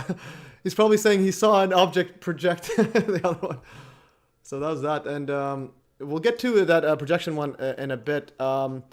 But Andrew Johnson, yeah. If you have to leave early, let me know so I can share you that footage of that mystery object. I don't know if you've seen it. It was brought to my attention literally a month ago or so ago by that Chris Bergier guy, which is no longer in the chat because of his. Yeah, sorry, you did show me that last time on the last live stream. So yeah, it is quite interesting. It could have been something to do with the projection technology. Who knows? It's difficult to be sure, but yeah, certainly Chris Bergier. I think I may have just while we just mentioned him briefly. I did see your message to him where you say, you know, because he asked if he asked you or he asked the group if he thought Judy Wood would be proud for showing a picture of a book cover. You saw my response. Yeah. What I should have also added to my response was Dr. Judy Wood would not have been proud of him, but Fetzer would have been. I'm sure of that. And I did think, you know, maybe this isn't the place to say it again, just to make a brief point. The way that he was speaking, because I'd never heard him speaking before, it did actually remind me of Fetzer. It was a bit spooky, actually, but maybe that's just coincidence. Anyway, I'll shut up now. No, yeah, definitely. Yeah, so when he brought that up, because I knew he was there's something off about him, because I specifically told him in a phone call for like after the Boston 9/11 truth, he wanted my number, he called me, and then he kept bringing QAnon nonsense, and then I told him specifically what I felt it was a giant psyop, and he would email the whole team. So I didn't mind him like still doing that, because at least we could point out QAnon is nonsense, whatever. And then that comment he made about the Judy Wood being proud of him sharing an Architects for Engineers poster that says explosives did it. I'm like, are you guys? I'm like, I don't know what else to say. So that's. So I kept him on just because it was useful. So he gave me that mystery object one. But then I've like, if he's bringing it to me, that's something I need to question a bit. But so there's two pieces of stuff that he actually brought up that was very. I do thank him for that. So he gave me this one as well. I saw from he told me on the phone call, and then he emailed me it. But the footage that he presented and he was sharing was about explosives. So on his presentation. So it's a weird. Well, Judy called that silly string. I can't remember if that made it into the book, but she talked about that on the website. And I just to go back to the general point, if you him giving you interesting bits of footage, there's another little thing, you know. Maybe he is clued in then. I think maybe he is an insider of sorts based on what you've just said, because you may be aware of this. I can't remember if I've said this on any sort of live streams or anything before, but Dr. Judy told me that in January 2007, I think it was, and this was before we knew of Jones's research history, Fetzer said to Judy, he said, do you think 9/11 was a cold fusion event? But that was before we'd sort of cottoned on to that connection and found out about the tritium and stuff, or understood that. So, you know, that kind of proved to me that Fetzer knew what had happened, you know, and I stated publicly a couple of times, you know, that he has some connection to the people that did 9/11, and he's never denied it. You know, he's never denied it. So anyway, just thought throw that in. Yeah, but it's also strange that he also goes on these tirades of barium, strontium, for his whole or mini nukes or whatever. But all of that is covered in Dr. Wood's book. So he's completely and utterly misrepresenting what's in her book. Yep. And that's completely infuriating. And he misrepresents Building 7. He still thinks that's a conventional controlled demolition, ignores the seismic reading of 0.6. Oh, wow. Yeah, and he's now jumped onto the plane issue in line with your work, but he mentions Richard D. Hall, but he doesn't mention you whatsoever. So it's strange how he's pivoting. It's the same with the guys from the International Center for 9/11 Justice Suppression, with their little team that had a 4-hour powwow on Sunday, trying to be the begin all and end all planes related. So they all trying to pivot themselves into the experts at the moment, because they're getting all the bloody airtime. Yeah, definitely. So it's very interesting to see how they moving around and scurrying, especially in the last 2 years, with trying to just fortify their grift. Well, you're right there, because I mentioned on a comment which Matt knows about last night with Aidan Monaghan. Now, I think he come on your channel, didn't he? Just out the blue. Yeah. The Voldemort cosplayer. Yeah. So ridiculing a little bit. Well, But not none of them, even Dan Hanley, who's meant to be a commercial airline captain pilot, not one of them will address the emergency locator transmitters, that there weren't any for any of the 4 planes. They won't address that at all. So that tells you flat out, none of the 4 planes crashed. You don't need anything else. It's in the NTSB. There's absolutely no evidence, which you should have had, was 4 emergency locator transmitters activated at the time of the impact. Yeah, and that never happened. Correct you, no Boeing's crashed, just for the sensors on YouTube. Yeah. So you had none of them with the objects. And I just wanted to point here, because I have a couple messages from Keith that showed the construction material. We'll show that in a bit, and there's a link from Andrew Johnson. But also about the Fetzer one. So I don't know if you guys have seen that that guy. I think his name is James or whatever. That old guy who sends emails to all of us, tagging us, and he just talks on. I forgot what his name is, but he's this old guy, just contacts a lot of us and just starts just doing a FaceTime and calling, like just a channel where he talks about it. But anyways, I talked to him a bit. He says that he actually has messages from Jim Fetzer that he told him, hey, how come you're not talking about 9/11, etc. And then he told him, like, point blank, to be alive in this industry, you need to put in like some fake stuff and then some truth. You can't. He's like, no, I can't give everything true, otherwise I'm not gonna be around. That's the veterans website. Something veterans. No, that's the second guy. No, the veterans guy. He self-admitted. That was a veterans one. No, I'm talking about someone that has messages from Fetzer directly. His name is Jackson. Yeah, Jackson Rip Holmes. This guy, I think you've got an email. Have you guys ever read like his other books? Like, have you ever been to Moonrock Books, where he publishes all his stuff? Yeah. Which guy? No, but anyways, this is the guy I was talking about. This guy, Jackson Rip Holmes. He's a bit out there, but he tells me he contacts. Yeah, as far as I can tell, he's just a fruitcake. You know, I mean, he's a muddler upper, that's for sure. And he always puts all these hearts on my YouTube channel, and I'm thinking, well, if you're doing that, why are you talking about bombs and thermite and nukes and stuff? And he says that Chris Berlin is a 9/11 hero as well, or something. Anyway. Yeah. So this guy's weird. I think you might be right. He's something like that, or I think he just has some mental issues. I think it's a combination, because he also has prostate cancer, and but yeah, it's a bit out there. He also says reptilians does it or whatever. But I don't know. Is this too funny?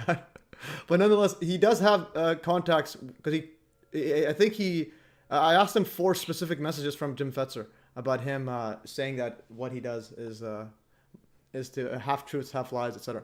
But that'd be interesting. But anyways, that guy's a bit out there. And also, yeah, so Methylminer, you were talking about our book. Sorry, I was cutting you off. I just wanted to bring this guy up.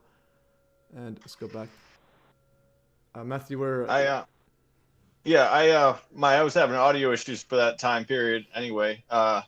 If you go to Moonrock Books, where like he wrote like a whole bunch of books about a bunch of psyops and stuff, but I've noticed it's moonrockbooks.com, and if you notice, a lot of the times when he talks about the psyops that have been going on, he always kind of leads you towards stuff that's theories, never really hard evidence.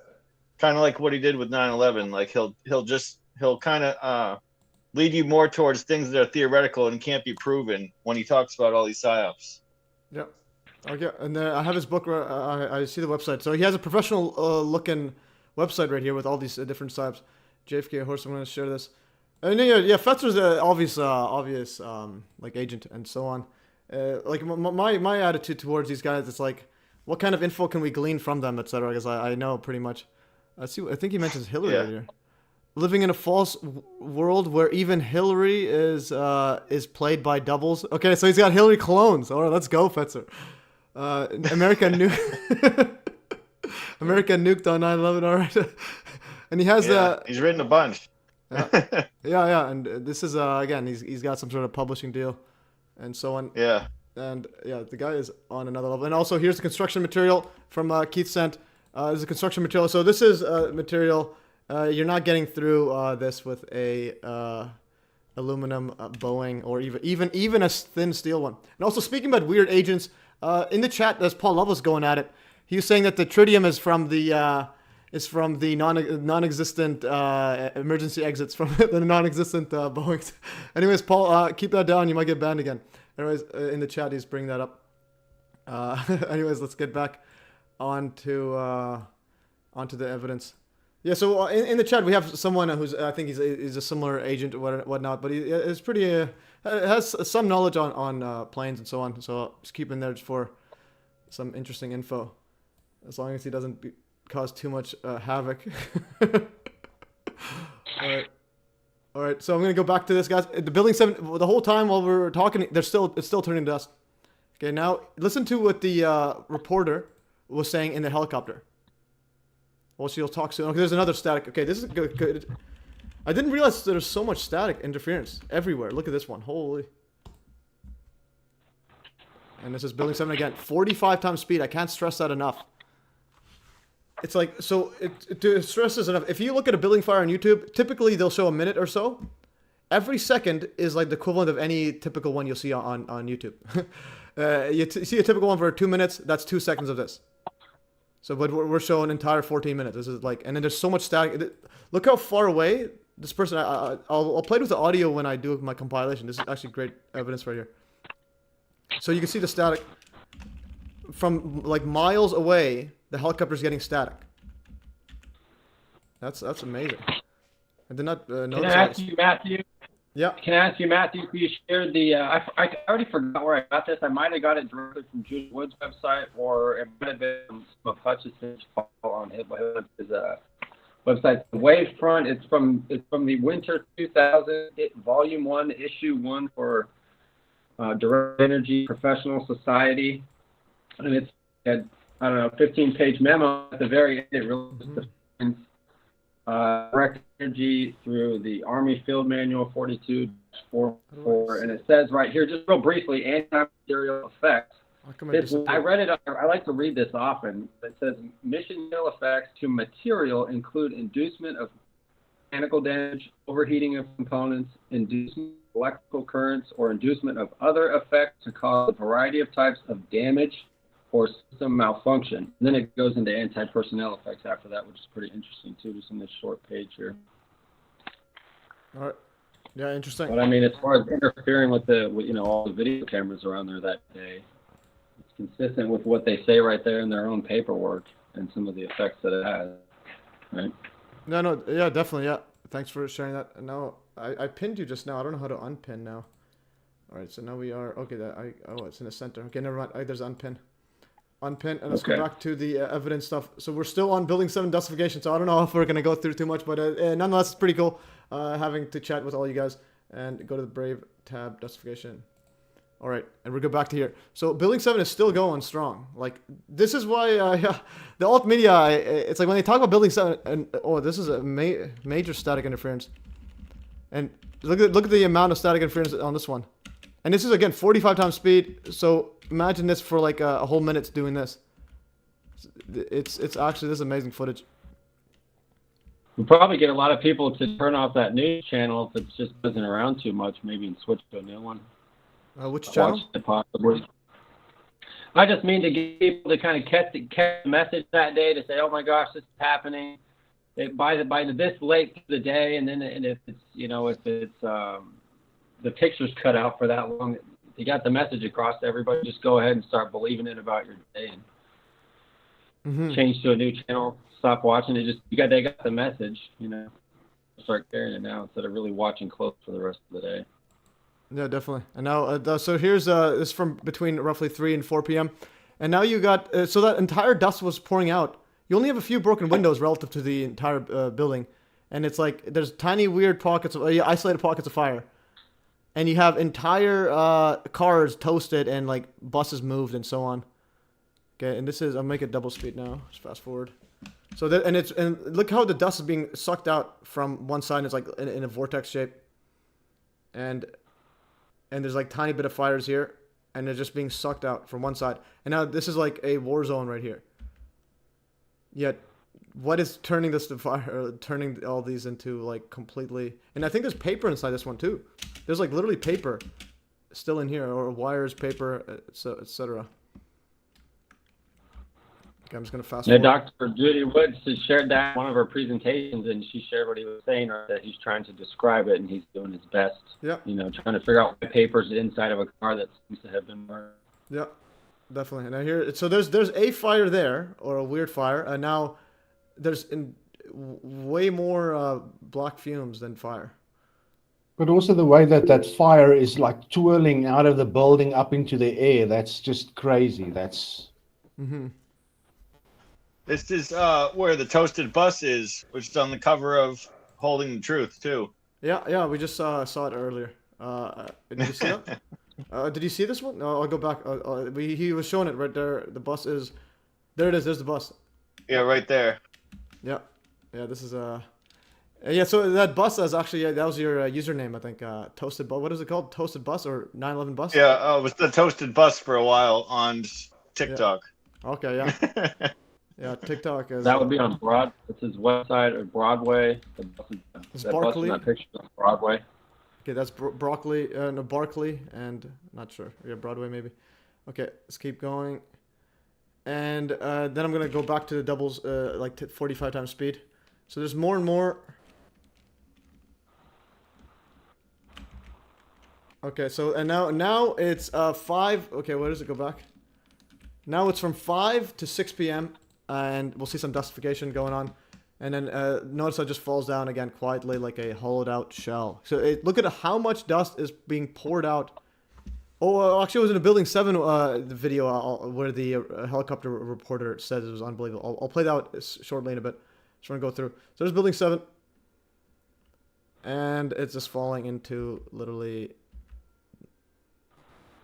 Yeah. With a very little noise. Again, when you have this much material being sucked out. And even afterwards, in the Building 7 one, I show that even weeks later, it was still fuming. So there's that. It's still going. I'm going to fast forward. This is 45 times speed when there's literally no tower standing. Now I think it looks like you may have some other buildings fuming as well. So it's like Building 7, the rest of the rubble everywhere else, just fuming. And this is fascinating stuff there. And then even Pentagon and those also have fuming effects too. They just don't have as much footage as this one. Okay, and I just want to go quickly that, and then we'll get to the next one. I just want to go. This is the Building 7. Building 7 1. Building 7, 7 hours. I just want to get to the part where she talks about it's unbelievable. And I'll share this tab. Actually, I'm sorry, I wasn't sharing. This is Building 7. Go back here. I was talking, but you didn't see this one. So this is Building 7, pouring out one side only, pouring out, and then flying all the way up there. Let's go back to Building 7. Share this tab, and let's go back into where she's talking. I think I have it right here. Reporter. Did I not get the reporter in there? Let's go back. Let's go back to here. When she's this one right here. Oh, actually, sorry. I just want to get to where she's talking. Now, as we're looking at our window, yeah, this one right here. Definitely. But again, we have some unusual firefighting equipment in this area, which definitely the smoke is getting much, much thicker now. As we're looking at our window, we are hovering at about 1,600 feet, 1,500 feet. And I'm telling you, this smoke is probably 5,000 feet into the air. I've never seen anything like this in my life. And again, the smoke is getting much, much thicker. It seems to have rekindled. All right, so it got rekindled. And also, after it fell down, there's still more fuming again. When people think Building 7, if this isn't the first thing you think about, you've been propagandized. They also mentioned, I think, right near one of those clips, which I thought was a good observation, is how close it kind of resembles almost a volcano. So not to get too far off subject, but somehow some of these operators getting into hurricanes, tornadoes, and nature, that it looks something more like a volcano than nothing like a demolition or collapse. Yeah, definitely. It does the fumes and stuff. It looked like a pyroclastic stuff, but cold. Those ones are actually hot. This one, people are like literally covered in dust. They're perfectly fine. And you can see the dust coming up. And yeah, so you can see it right here. I'm gonna go fast forward. Again, this is the building's gone. I'm fast forwarding more. And we still have way more footage. This is how many days after is this? This is September 12th or 13th, so literally like 2 or 3 days after. It's still fuming, and they're still putting water on it. So they're still going. They're still putting water. Yeah. Just thought of a new word. We should call it a cryoclastic flow, which cryo means cold. Okay, yeah, yeah. But then, well, cryo it doesn't mean it's cold, but it was actually like warm, like no one was frozen. So yeah, sure. Yeah. So I think one phrase is the Alka-Seltzer. It got seltzer-sized. Okay, this was I'm stealing this from. I was told this one here, Alka. I made this one actually a few days ago again, just because of 9/11's happening, and from Judy Wood said that it resembles Alka-Seltzer tablets. So I actually ordered some on Amazon, and it arrived Sunday. And then I made this right here. So you can see the tower turning dust. Yeah, you can see this one here. Like a stick. Keep watching it.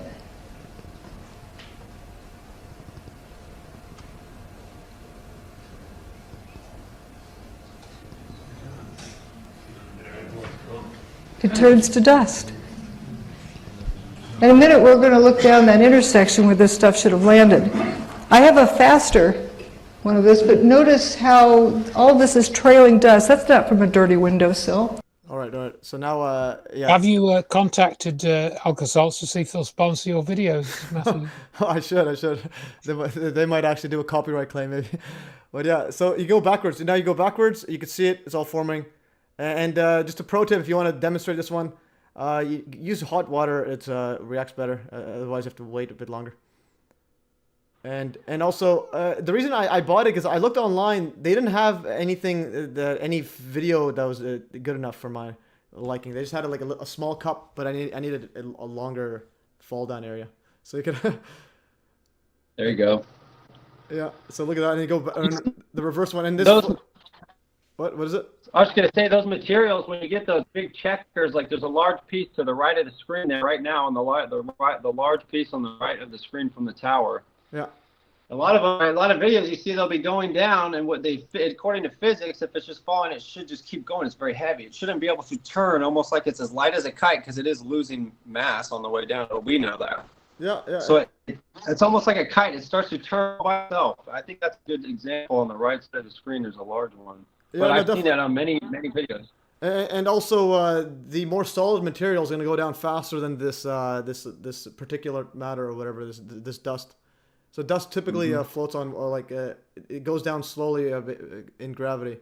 So you're not going to have the solid parts trail the dust. So this one here, this should be going much faster than the actual trailing dust. But then as you see, it turns into it. This is going reverse. Again, you see it. Fast.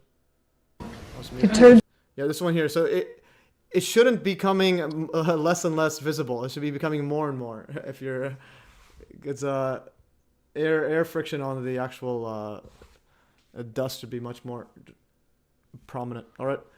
So that's that. I want to share this link in the chat because we have a lot of people. We have 83 people in the chat still. All right, guys, get on this. Paul says, Matt on the right, we are seeing sublimation. All right, he says some words. Is dissolving. I don't know what sublimation is. Technically, it's been a while since I did chemistry. But anyways, let's go back into... okay, so we did all this. And I am going to gas with no liquid state. Okay, yeah, so that was solid to gas. Is it solid to gas? Is it actually? I thought it was just dissolving more. But yeah, I think you might be right or something like that. And I'm gonna, okay, so now guys, we've closed this one out. Let's see the next setup is, I'm gonna share this tab. And so far we had a summary. We had 2.5 hours, and all we've covered was all we covered is Dustification mainly of the Twin Tower and a bit of the Building 7, and then the Spire Dustification. So here's the thing is, if you had a chance to look at the links here, I have a whole bunch of stuff. I don't know if we're gonna cover all that. But what's the next one do you guys think we should cover here? We have Spire Dustification out of one side, lack of corresponding rubble. Let's quickly go through just building the orphans 3, 4, 5, and 6, and then just the south tower Dustification, because a lot of people haven't really seen that one angle where you can see the inner core of the south tower. Okay, yeah. So we could do it's 3, 4, 5, and 6. Do you want to go over that one, or should I go? Because you wrote right here, main article explaining the 8 buildings damaged, killed. No, we on can 9/11. quickly show that article and just run through them, and then just Okay, so jump over to the south tower. So if I can quickly share screen. yeah, you can share screen, and I will stop presenting. So you can share screen and see how this works. And Okay, let's just see where the hell that is. and that may give me a good chance to go to the washroom. Let's see, where is the stuff now? Can you guys let me just quickly see where is the tab to preview? At the bottom, there should be a present now, and then you Yeah, can I'm click just the trying tab. to figure If it you want to out play and- sound, you need to click tab. It won't play it if you do window. Entire screen. Share. Okay, so can you guys now see that? Okay, I can see it, and I will make this bigger. Okay, so that's the 2 towers, correct? Yeah. Okay, so let's quickly just run through this little article. Or was that that one over there? Okay, so Yeah. a lot of people basically. Can you see the article? No, I just see your screen. I see your thing. You click share tab. If you want to play audio, you need to click share tab. You're sharing screen right now. I think you're sharing screen. Share. Or you're Okay, sharing the. Stop sharing. All you're showing is you were showing a photo of the American flag and the Twin Towers. Now you're not showing it. Stop presenting. Let's see, where the hell is that? Stop screen sharing in you. Window. Okay, share. All right. Otherwise, you could send it to me and I'll just do it. Okay, there it is. There's your article. And it's gone. Okay, so you can see my article Oh yeah. now. Oh no. Now you're sharing ourselves. You're mirroring ourselves. You're sharing the tab. I think you closed it. I don't want to. I want to pull in the article, man. That's just. I don't know what you mean. You just share the tab that your article's open now. Presenting. You're sharing the Google Meet tab. Okay. I'm just trying to find it. Stop sharing. Stop presenting now. Or you can just click present another. You can click it and do present another. I'm trying to stop presenting now, but it's not. Yeah, but you can also just click present otherwise. But you could click stop presenting. Can you stop presenting me from your side? Well, first you have that error there. Click stop presenting on your thing. It's in the middle of your screen. It says stop presenting or ignore. But I'm trying to. I pressed it, but nothing's happening. I'll just take over. Share. Okay, we are getting over here, and also, so we're sharing mine right now. Whoops. Okay. So, just to go back, just a bit of fun right here, Krusty. So the Disinformations are pretty. So this one, I was actually shocked. I was debating him in that Boston Island Truth. I didn't know he looked like this. I don't mean to be mean, but it's a bit next level. And this guy here actually has the Krusty the Clown hair. And then a Fetzer also. I had a photo of him where his face looks like. That's not Krusty hair. That's devil horns that he's got. All right, that's interesting. And so that guy, I think he has a Baphomet shirt as well. I gotta find it. He has and then this one was on a Germ Warfare. Fetzer looks like his face is melting. So I don't know what's going on here, but there's something about these these agents that there's just something about them. But yeah, so going back to that Chris Bergier one, I think he definitely, when he shared that mystery object there, I think he kind of gave it away. I could not imagine. So he's one literally that told me the mystery object, and I cannot believe nobody told me about this before. Because these agents probably get paid so well that they don't take care of their health. They don't got to work anymore. Yeah. Oh well. Also because you need to be these kind of like this kind of level of evil if you're doing it purposely and not mind control or something. You kind of look like your mental state. So if you're a bad guy, you're gonna look like a villain. It's similar like Klaus Schwab. It's like he has to dress like. He's like, what should I wear today? I'll wear a giant robe from. But yeah, this one here is something of, and I tried to download that software that because that Richard Hall the radar software to see how he concluded that there was an error there. But it was hard. You need to like download the software and then somehow run it. I was able to get an Excel sheet, but I still need to plot it out somehow. So I don't know how they would get an error like this. And because even if it's an error or an object next to it, so the thing is, can you rule out an object next to it, or is it an automatic error? I think it's a fixed offset error, that is, because you got civilian and military. Well, the thing is, yeah, and the military's got the fixed offset of, I think it's about 1,500 feet. We have to like calibrate that. No, I know. So then the thing is it 1,500 feet every single location? Like, what's the actual thing here? Or is this an accurate portrayal here? Because it looks like here it's not fixed. It looks like it's relative. It looks like it's closer. Yeah. So that's the thing. I wanted to just double check. What does that mean exactly? And for how long is it? Because the actual radar was given, it was beyond just a few seconds. It was actually a few minutes. Yeah, I think it was the same for 11 as well. You had the same problem with that. And then that'll be another good question is, if Flight 11 came the other way, so then the question is if the error would be on the left or on the east or the west side. So that'll be interesting to dive into it. Because if it was on the other side, then you could pretty much rule out any error. If it was on this side, but the radar is on the other side, on the right side. So depending on if it's the same radar location, but then the actual second flight path is opposite of this one, then all right, it might not be an error.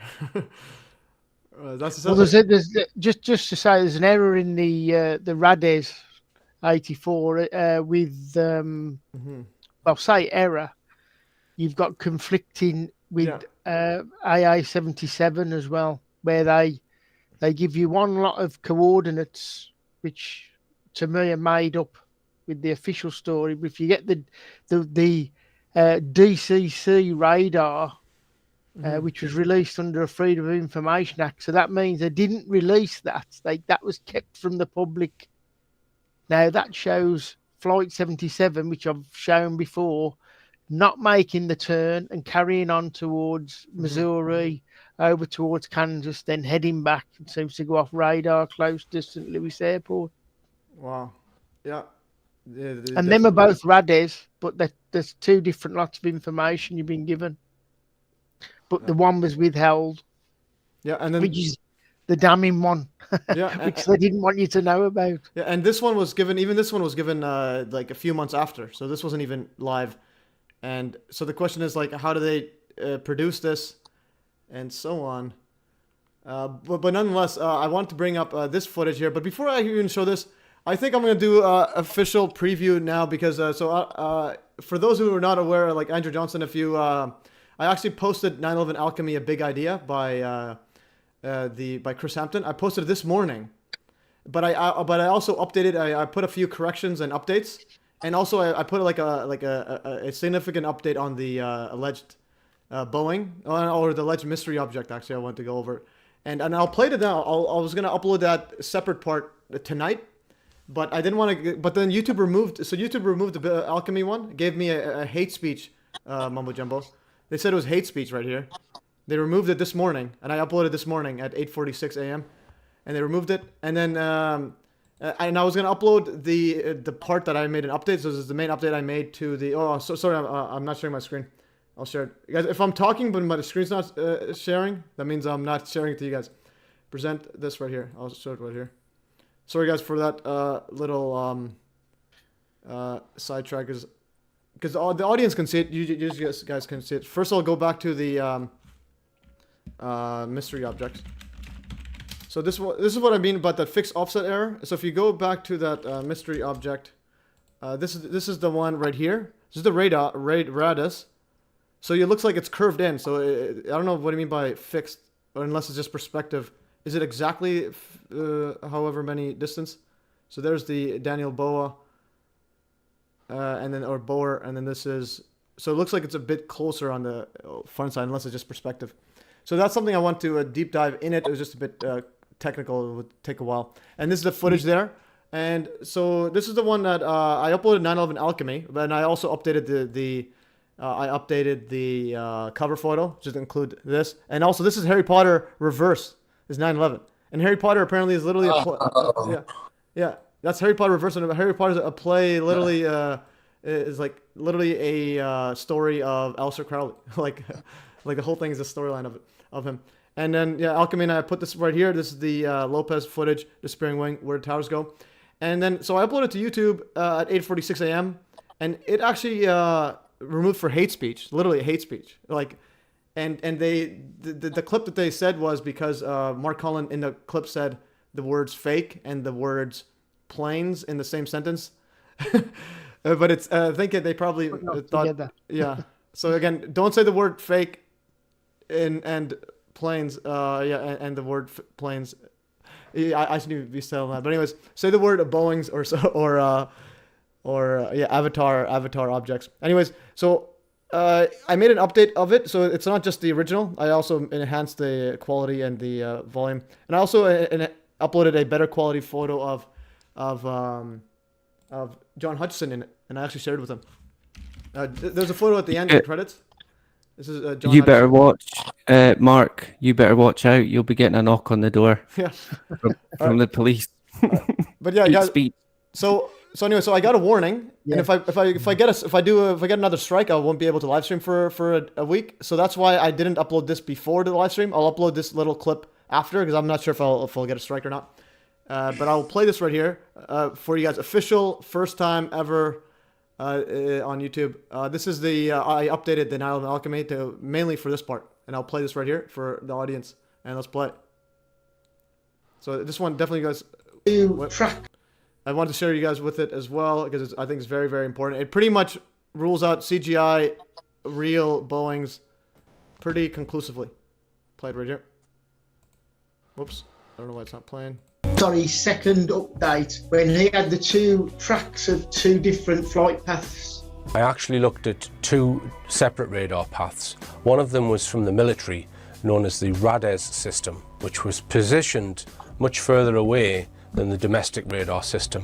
And I commented on the fact that there seemed to be a discrepancy. So the two radar paths were actually the same. They were going in the same direction, the same speed, but they were many, many meters apart, running in parallel.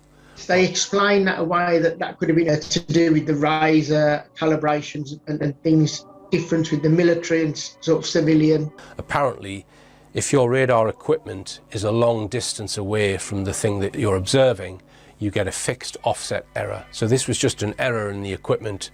Once you take out that error, the two paths were the same.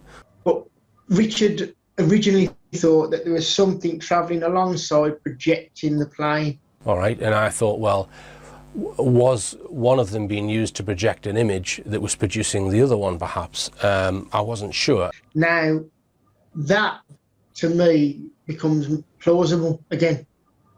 You're saying that this patent supports that first idea that one plane could be projecting stealth image and as the document says that you just read, a three-dimensional volumetric object of a ghost aircraft. Yes, which, you know, depending on how we look at it, you did have that other aircraft that was travelling alongside. That's captured in a number of videos. MES note, there were at least 3 mystery planes flying alongside the alleged Flight 175 plane. One located southeast of the WTC and 2 at the northwest at different elevations. Rare footage shows a mystery object flying near the second quote plane, which was going 587 miles per hour.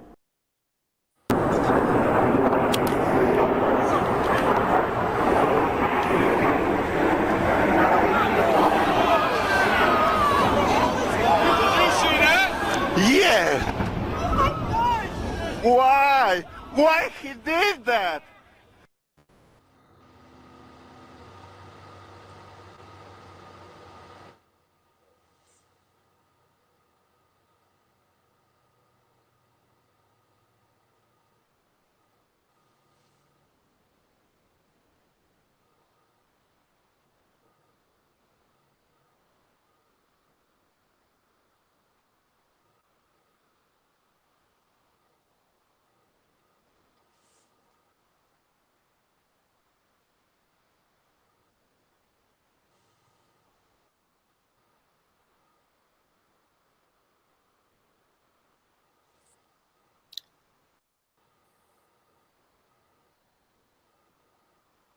In one of those clips, the wing actually disappears at some point, and that could be due to some sort of strobing effect. The nodded footage shows the right wing missing and suddenly reappearing.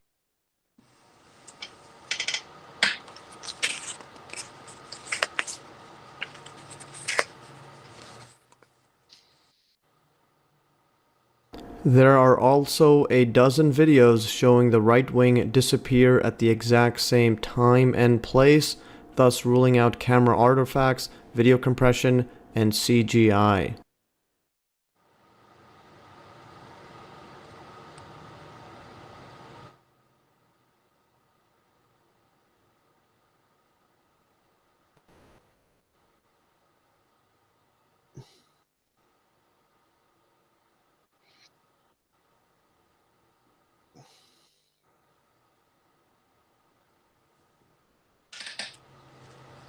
But when we came down here, I see a rocket go into this one.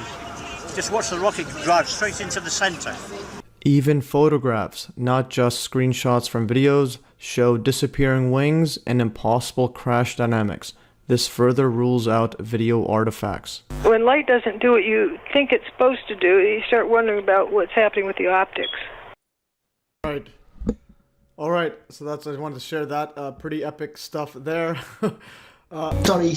The key parts about that is that mystery object, again, out of all the people, Chris Berger is the one who told me about this, and it's going very, very, very, very fast. This is not a helicopter or anything, and it's got weird coloring to it.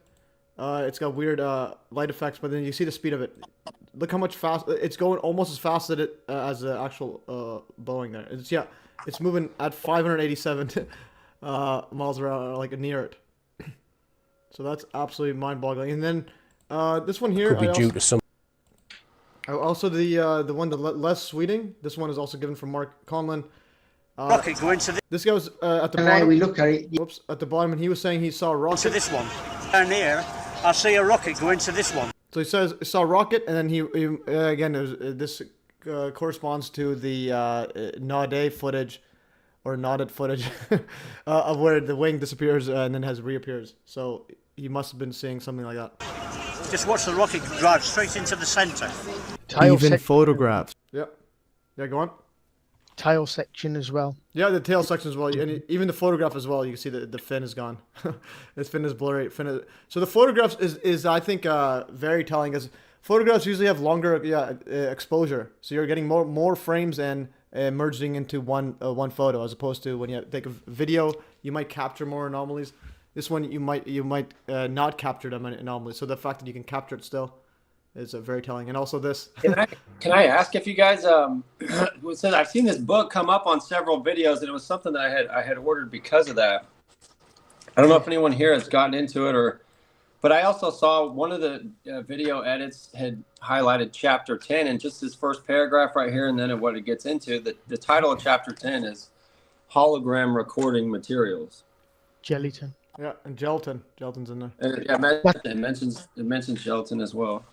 That's the book that Chris Hampton mentions in his documentary. Yeah. I think optical holographies. I think it's 70s book. Some of if just a quick opening to the chapter, it says practical off-axis holography requires high-resolution recording materials. In section 8.1.4, we show that recording a hologram in a material with too low a cutoff spatial frequency can result in loss of image resolution and limitation of image field. The relatively high photosensitivity of silver halide emulsion is attractive, but few commercial emulsions possess the required resolution. With the development of high-power coherent light sources, it has become feasible to record holograms in materials other than photographic emulsions. Many of these materials have high resolution, but all are relatively insensitive. However, when they are exposed with light from a high-power laser, exposure times can be reduced to the range required for good hologram formation. And then it continues into other stuff. It does mention gelatin and some other thermoplastic films, photochromatic materials, ferroelectric crystals, photoconductor. So anyways, wanted to add that. Yeah, thanks for that. So Nile and Alchemy actually went over, I think, that book specifically as well. Have you seen 9/11 Alchemy, The Facing Reality, John? Yes. Yeah. So, It's probably where because I'm always grabbing stuff off of Amazon, or believe it or not, I grab stuff off of shelves at Goodwill. At times you wouldn't believe what I find. But yeah, I mean, I ordered this right off Amazon. It's the exact same book. And then at one of those videos I saw it opened to chapter 10. So that's what I just read as the opening paragraph there. Yeah, that's great stuff. And so this is a screenshot I made for the 9/11 Alchemy. It has some of the image projection stuff there. But also, because I was watching that, the Big Idea one, as the Big Idea documentary, and also the update right here. It's a bit different. The volumetric projection, as Mark Conlon brought up in this one. They use like plasma to induce. I think, did I have it here or is it before? I think it's before. I'll get the whole video opened, and I'll just go on X. I'm just gonna open this on X because it's a bit faster. Let's see how X looks like. I'm gonna share this tab, and I'll see if I can fast forward finding it. It was from that patent that has the volumetric projection. I think they can use laser, focus it in at a point, and I think ionize the air or whatnot. And then you can create an actual image from the actual ionization of the material, like as opposed to actually projecting like similar to a hologram, as opposed to an actual hologram. You can actually create plasma image. Okay. Yeah. Or a radio frequency, ghost image. I don't know why it's not playing right here. It's why I like YouTube. It's just the fastest, but then it's like when they censor you, it's like, what are you supposed to do? Okay, so that's not loading up. So Twitter is just not meant for videos. Let's see, one more try. I will try one more. It was that patent. I think I'll just find the patent. Do you remember anyone remember what it's called? The patent? US Navy. I'll see if I can send it to you. US, okay, yeah, there it is. US Navy, it's on my Telegram. So I put a screenshot here, but I should have screenshot the other one as well. It's a bit more of the technical stuff. I'm going to go open it. But they could also do sound as well. You could vibrate there and make sound. And this is that image I wanted to share. So you have the, whoops, go back to here. Make it bigger. I don't know why it's just show it properly. Okay. Whoops. This is the one I want to share on new tab. Yeah, this one here. All right, and share this. So this is from the patent on making a ghost image. So you can have literally laser pulse focus at a spot, and you have a high magnetic field, and so on. Basically excite the atoms and actually produce gamma rays or visible rays or whatnot, and a whole bunch of technical stuff here. But you can produce a ghost image, and if you go back to here, this is from the U.S. Navy patent. It was they got accepted in 2020 and applied in August 6th. And August 6th, interestingly, is a big date. August 6th is the Hiroshima, the first bombing, I think, August 6th and 9th, if I recall correctly. Yeah, so that's an interesting date. Out of all the dates they would apply on 86 and 68. Yeah, those numbers come up a lot. Yeah. 68. Yeah, 86, 68, 1968 is when Corona was first put in print, the name, and also the Twin Towers construction began. So it's a lot of mumbo jumbo there, and that's also well, they say send me. They use the Bible. They use Isaiah 6:8. They say send me because they want you because it's a big recruitment, campaign to get you to go sign up, right? So they say Isaiah said they use the Bible just like they did with that melted piece around the 9/11 artifact. Yeah, but it's 6:8 stuff. Well, that's the thing. If they did it deliberately, or is there some sort of black magic going on, like House of Crown? So here's I don't want to go all off track, but I mean, just as far as numbers are important, Flight 1117, all that stuff. Just every building number. I don't want to get off track, but just saying 68 comes up quite a bit. Yeah, definitely. Yeah. 68 is a big one. Yeah, so August 6th is the Hiroshima, the first one. So then out of all of the times they could have chosen to apply, it's literally August 6th. And if you look up ghost here, they literally talk about generate a large, so going right here, by rastering plasma, it is possible to generate 2D or 3D volumetric image in spaces and analogous to rastering of an electron beam in a cathode ray tube. So similar to TV. So when you talk about like image projection, we've already had those before. We've already had cathode ray tubes where you're literally firing electrons at a screen and creating an image. So now imagine we'll just create a 3D version as opposed to just a image on a screen. Base television in one potential embodiment, a laser system would be mounted on the back of an air vehicle, such that the beam can be rastered using optics and mirrors to generate a large ghost image in space. This ghost image would appear to detract the homing missile away from the tangible air vehicle. In second embodiment, there can be multiple lasers, and you create multiple ghost images from multiple aircraft. And there's a lot of ghosts right here. All right, and this is not just a random person doing filing a patent. This is the U.S. Department of Navy. this is the Navy, and then they actually got accepted. 2020 publication granted. Okay, and then it was still active, and it expires in 2041. Interesting. All right, guys. So that's that stuff. All right. 2041. Project Blue Beam would be done by then, man. Yeah. Okay. Let's see some. Let's see what the comments are saying. Anyways, let's continue back and on track of the stuff here. How do I share this? Okay, so I'm not sharing anymore. I will share this. Oh yeah, we were before we lost our train of thought. I think it was talking about the orphans, the other buildings. And so that was actually Norman. If you were able to find that article, can you send a link to that article, or I could probably search through your thing. Main article explaining 8 buildings damaged. I'll just do Substack 9/11 Revisionist, and if I go here, share this one. I'll put it in the chat. Yeah, just tell me what it's called. I think I probably could find it. 8 buildings. No, there it is. It's in the chat. Yeah, 7 buildings. Yeah, what exactly happened? So there it is. This right here, and yeah. So just there's go through and show what building 345 and Bankers Trust and everything looks like, and then all of that basically tags through to an article on each and every one. And there's links to Andrew Johnson's 2 books, Dr. Wood's book, and that's what everybody needs to have a look at. Yeah, no, this is great stuff. And yeah, this is another smoking gun. A lot of people talk about smoking gun, or in this actually we got to rephrase it, dusting gun. You know, dustification. So you guys have seen the before and after photo what I actually made for this live stream. I'm gonna click that right here. So this is the cover I made for this live stream. This is again irrefutable. Just these 2 images irrefutable. What I was doing when I first came across it, I had to make sure if these photos are real. If the photos are real, 9/11 towers turned to dust. So this is the North Tower. There's this 8 floors. This building right here.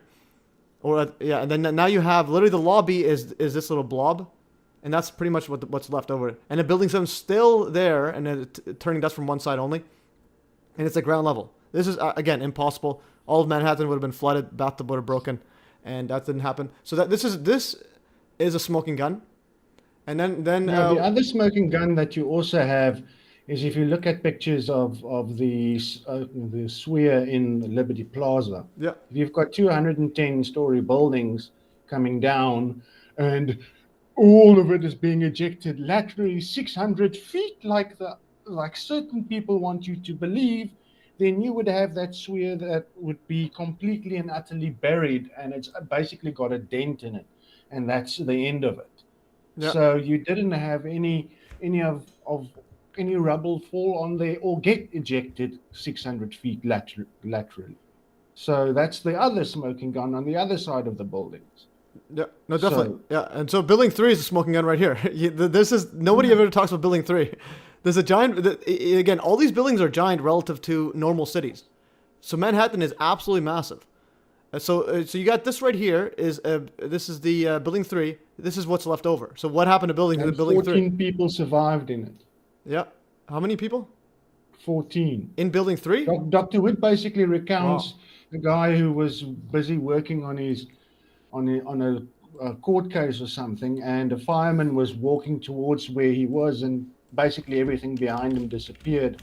And when the other gentleman basically saw that something was going on, and they ended up going down the stairs, and in that little section over there, the 14 people survived. But also just look at where those firemen are standing. They are standing in the street. They are standing on where the road is. So where's all the rubble? You had a 110-story building standing right next to it. And even if anything was ejected laterally 600 feet, where's the rubble? All you have is dust and the outer aluminium cladding of the buildings. So come on, people. That's yeah. right in front of you. Where is the rubble? Yeah, definitely. Matt. definitely. And I was actually trying to find where's that sphere one? Okay, this is the sphere that remained. I don't know why it's not searching up when I search up sphere in my Telegram. Don't you still have the notes from that one presentation I did earlier the year with all those pictures? Yeah, I put it in my Telegram. I just don't know why. When I search up sphere, okay, I have to go to chat. Telegram's a bit. Okay, this is. Whoops. Let's go to the sphere. I want to go. I do want to show that. How in the world does sphere survive? Okay, so I post this right here. So again, there's smoking guns everywhere. This is the sphere right there, and there's after. It's above the towers, and there's the and this is the exterior columns. How are they standing? The lobby is like this height. So in other words, nothing crushed the top of this. It's not. It's like literally vertical. So we're talking. No, in the background, in that previous picture that you showed, there's stairwell B where you had 16 people survive between floors 2 and 22. Pascal Busheli that fell from a 22nd floor, and he was back home with his wife at 8 o'clock that evening with a broken ankle. Yeah. So that that was the silver or 9/11 surfer. He went down like 10 floors and just landed nicely. And 22nd floor till around about like 2 Matt. or 3. Yeah. He fell 17 floors apparently. Yeah, go on. If you just check your Telegram, Okay. I've got a comparison from a building that in Didcot of the actual pile with the towers and the building that I did. Yeah, so Didcot Power Station, UK 2016. Yeah, now look at that pile. Yeah, Amazing. the pile's giant. Amazing. Yeah, no, definitely.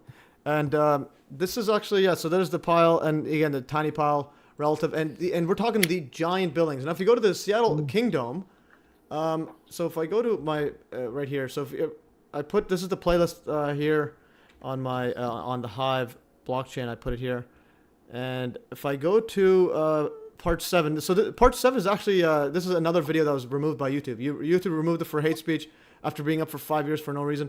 And what I'm going to do is, if I click the notes here, just to illustrate the size, so the Kingdom is mainly hollow. Like the Kingdom is mainly just like this. Yeah, it's a stadium, so mainly nothing there. But if you look at the size of it, so, and just to illustrate how big the pile was, and the concrete too. A lot of people say, oh, it was a concrete turned to dust. I'm like, first of all, concrete does not turn into superfine dust at like 99% ratio.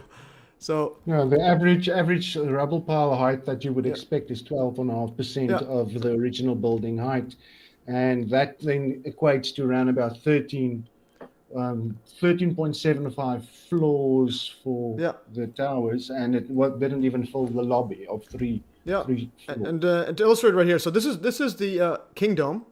If I zoom in, you could see a person. Can you see this? My screen. That's a person. That's the rubble. And Building 7 itself was, I think, 6 times more mass than the Kingdom, and each Twin Tower is about 30 times. So. Yeah. This is the Kingdom. Kingdom was 130,000 tons. Building 7 was 230,000. Okay, so double it, but more potential. Yeah, I was reading the potential energy one, and then the other one's 500,000 times. So 4 times is Building 1. Another 4 times Building 2. So now you have 8 times, and then you have a double for Building 7. So you have like 10 times more. Yet this is the size of one person. Look at all these little. They look like ants relative to the actual rubble, and that's concrete. And the cleanup crew were surprised there wasn't even concrete slabs anywhere. Like what happened to anything? There was literally very, very, very, very little anything. And yeah, so we mentioned like with WTC4, what's really amazing about the missing piece is the south tower. One of the walls is laying flat. It's almost the entire outer column wall.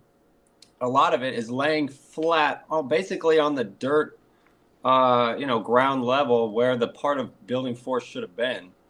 That's just one small. That's one area to focus on. Nice pictures in my article. No, we'll get back to the article. I just want to show this right here. So this Building 7, which was 5 times taller than the Kingdom, and this is and it's like the same height, but this you can actually see concrete there. This one just looks like a folded up paper mache.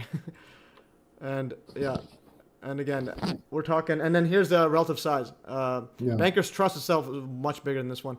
There's the King Dome, absolutely tiny relative to Building 7. Yet the rubble piles are the same height. Yet this one actually has solid material, unlike those paper machine. Okay, let's go back to here. Building 4, 9 stories. Yeah, so Building 4 is literally a perfect slice through. All right. So these are questions that need to be asked. Why? What happened to Building 4, and also why doesn't the alt media ever talk about this? And Dr. Wood basically points out in one of her presentations that you've got the delivery trucks coming in the basements, and the basements underneath it was basically empty. So you can't say the stuff fell into the basements because there was just clean air in the basements. And even then, even basements like tiny. The basement's literally relative to the towers is just like a few floors. Yeah, so that section there in the corner that's in the picture, there's a little one section. That's the top of the building. What's underneath it is missing. Oh yeah, I heard about that as well. Yeah, so that's the top. Okay, so what in the world's going on here? So the bottom is missing, guys. And then the firemen are on the radio saying, in one of the recordings, they're saying Building 4 shifted. So the other section of the building over there, they claim the whole thing had shifted itself, the leftover largest piece. Wow. The firemen were saying that. Yeah, that's amazing. Yeah, if you get I did hear about this one as well because Reality Access actually told me about that. If you can just send some. That's where I learned. That's where I learned so much extra was by following that channel, Reality Access, and the missing chunk here. Yeah, and also the missing bolts is when I first came across from his. The missing bolts one is absolutely bombshell. And we'll get to here. So this is that was Building 4. So Building 3 is missing again. Why isn't A 9/11 Truth or Richard Gage talking about this? And they're getting like hundreds of thousands of dollars and like millions actually over the years, and they don't cover another building. And you ask them why don't they cover Building 4? They're like, oh, we're just not. It's not part of our focus. All right, so there's Building 6 now. So where's Building 5? That's the question. We got That's one up. What's one up? Oh, there's Building 5. Okay, 5. it wasn't. I was reading these things. Okay, so this is Building 5. Okay, this is a chunk up there. That's cylindrical hole. Yeah, there's these cylindrical holes. I think that if you had a top view, so the fifth one needs a bit more deep dive, and this is interesting. Now you can find very little information on Building 5 actually. Interesting. Yeah, I was saying earlier, is these buildings, the way they're surrounding, they are blocking, because they left some of them standing. So they're blocking the view of anybody on foot that's not close enough to see that there's no rubble there. So I think the structure that with the whole design was, my speculation would be planned ahead of time to say, you don't want anybody seeing that. The news coverage and the weeks following, stuff like that, those were that's their guards, to show. I think it's on the 13th that Giuliani basically said, nobody's allowed to come film or take pictures. 13th or the 14th, I think. I'm not 100% sure on the specific date, but it was rather quickly that they didn't want anybody close, except the official firefighters, I think. Yeah, you know what else I would do? I mean, if I was planning something like that, I wouldn't want to clean up that much either. That's why I think 6 got a lot of hole punched out because I mean, one way it's a demonstration, as I learned on the Reality Access channel. It's a very immaculate weapons demonstration of all different intensities. But even for cleanup, they took out the majority of the inside of 6 to save from cleaning up, and of course the towers, there's not much to clean up. So that's an amazing efficiency of the whole event. Mm-hmm. Yeah, I was trying to find where I had a post about the they made it illegal to record anything for how many days after, but nonetheless there were still people like that Stephanopoulos or whatever guy who's saying that where did all the rubble go? It evaporated. So it's like there could be some like just covering up where they just hide how much rubble's there by putting the buildings around there, but nonetheless. I think it's just most of it is just people are just told what to believe. Like I believe the mainstream narrative, and I never looked at any of the evidence ever, even though my cousin was telling me 9/11 inside job. I just didn't even think it was worth looking at anything. So it's one of those where the propaganda is to avoid looking at it. So that's the main thing. And then there's there's Building 6 now. So Building 6 is a big one. It has a bunch of holes right here. And Building 7 on the left. Oh yeah, the building 7 is the picture of building 6. Yeah, that's building 7 right just here. click on the picture, then it becomes bigger. Then you can see how little of building 7 is there, and it didn't even spill over the sidewalk to the post office, as Dr. Wood points out. Yeah, so this is building 7 right here. This one. Oh, Yeah. Yeah, and Yeah, it's up to the left. There's the sidewalk for the post office in the top left corner. Wow. Yeah. Hey, man, I'm gonna have to cut loose and leave you to it. Yeah. All right, Colin. Yeah, For sure. Just Thanks. say ta-ra to everyone. Thank you, Great Mark. to meet you. Yeah, nice to meet you, Johnny. And Take care, Mark. William. Take care, Mark. See you later. Yeah, Andrew. Yeah. All the best. Thank you, Have a Mark. good one, Mark. Have a good one. Yeah. And see you next week in the live stream on the 21st on the passenger one. The most explosive one yet, guys. That's the most controversial. All right. Have a good one. Bye. It's going to be good to have. It's going to be good to have a podcast with that, because every time somebody asks me that question, I can just send them the link. Yeah. Okay. Yeah. All Good right. night. Perfect. Have a good one. See you guys. Salute to the champion. Okay. See Keith. No damage to World Financial Center Blue Dome from following WTC 1. Yeah, for sure. You want me to copy your messages into the YouTube chat, Keith? Up to you guys if you want to put in the chat or not. Just But scroll down a little bit more in the article of mine, because there's some other points with regards to the survivors. yeah, and also note this right here. This is the dome is completely fine, even though there's like giant skyscrapers literally turned to dust above it. Like We can't see the picture. then what I think we're missing the picture. Oh, from sorry our about this. stream. Sorry, I was looking at this because I'm like, okay, what exactly happened? Oh, sorry about that, guys. So we're back onto here. So WTC 6, yeah. Notice the dome right here, completely untouched, like literally untouched, and giant Nothing on skyscrapers. it, pretty much. Yeah, and giant skyscrapers literally supposedly fell down on like around it. Nothing happened there. Just remember that the talking point now, that there was so little rubble because it all got ejected 600 feet. Well, that's closer than 600 feet. Was there anything on it? Yeah, but also and when people say 600 feet, the twin tower is 208 feet. So all they're saying is 3 widths of the tower. So in other words, like the distance from itself. You had a 4-lane street in front of the towers over there. So Yeah, so 200 feet is like just pretty much from where my like this photo, the width of it's probably 600 feet. So it's like I don't know what it's not. The material didn't go that far. Yeah. Like literally, this is completely undamaged. And then the disinfo agents, what they show is they're like, oh, it got like so much material got ejected, and they only show one photo. And I actually I did this years ago. I did it on. I'm gonna share this tab quickly, and we'll get back to that other one. So control opposition, mini nukes, building 7, etc. AE, Nylon Truth, hoax. This is the ejected one. This is on the actually. I did a video debunking, what is that channel's name? It's been a while. The SGT report. Yeah, SGT report. I was debunking them because they were talking about mini nukes and a bunch of weird nonsense. And fast forward to, and they were saying that the material, so much material got ejected laterally, and all they show is one photo. Yeah, they had this James Perloff guy on there on SGT report. And I think Andrew Johnson, you've been on their show before, and I think it was a bit contentious. They were trying to push back on you. Oh, sure. Yeah, I was on there. Oh God, 10 years ago. Yeah. And I had a bit of a barney with him. He seemed to be kind of getting into it, but then, like you saw there, right there, he had that James Perloff. Perloff worked with Fetzer. Mm-hmm. Perloff said he was sacked from the university because of his Sandy Hook writings, but he wasn't. He was sacked for not filling in some university contract or something, and he hadn't done it by the due date, so they sacked him. He wasn't sacked because of Sandy Hook, so he's a total liar. Of course, good company with Fetzer. So there you are. Yeah, definitely. Yeah. So I was actually I didn't want to make this video, but someone kept sending me links to this one, and then I saw it's just so like it was just too much. It's like this is what their evidence of that the stuff was being exploded outwards. I'm like, they have one steel. I think Judy, in her Dr. Wood in her book has told us, that damage didn't really even go above like the 22nd floor of those buildings, and it should have been obviously for 102-story building should have been way higher.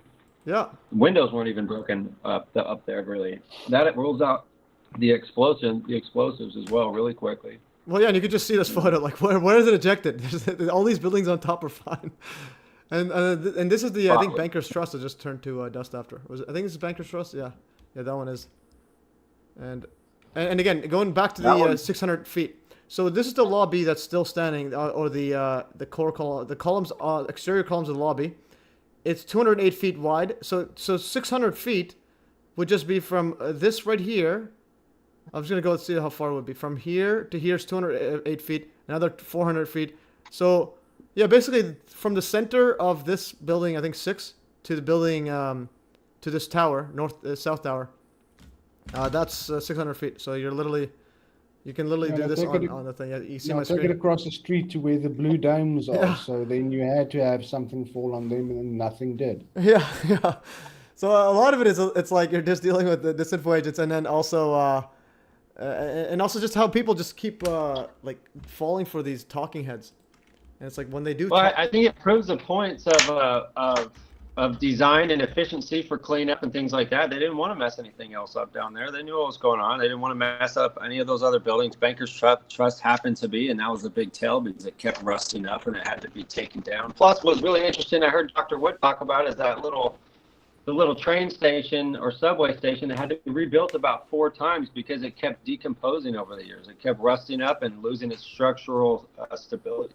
Yeah, that's wild. And then remember, if they actually fell the buildings, that all of Manhattan would have gotten flooded.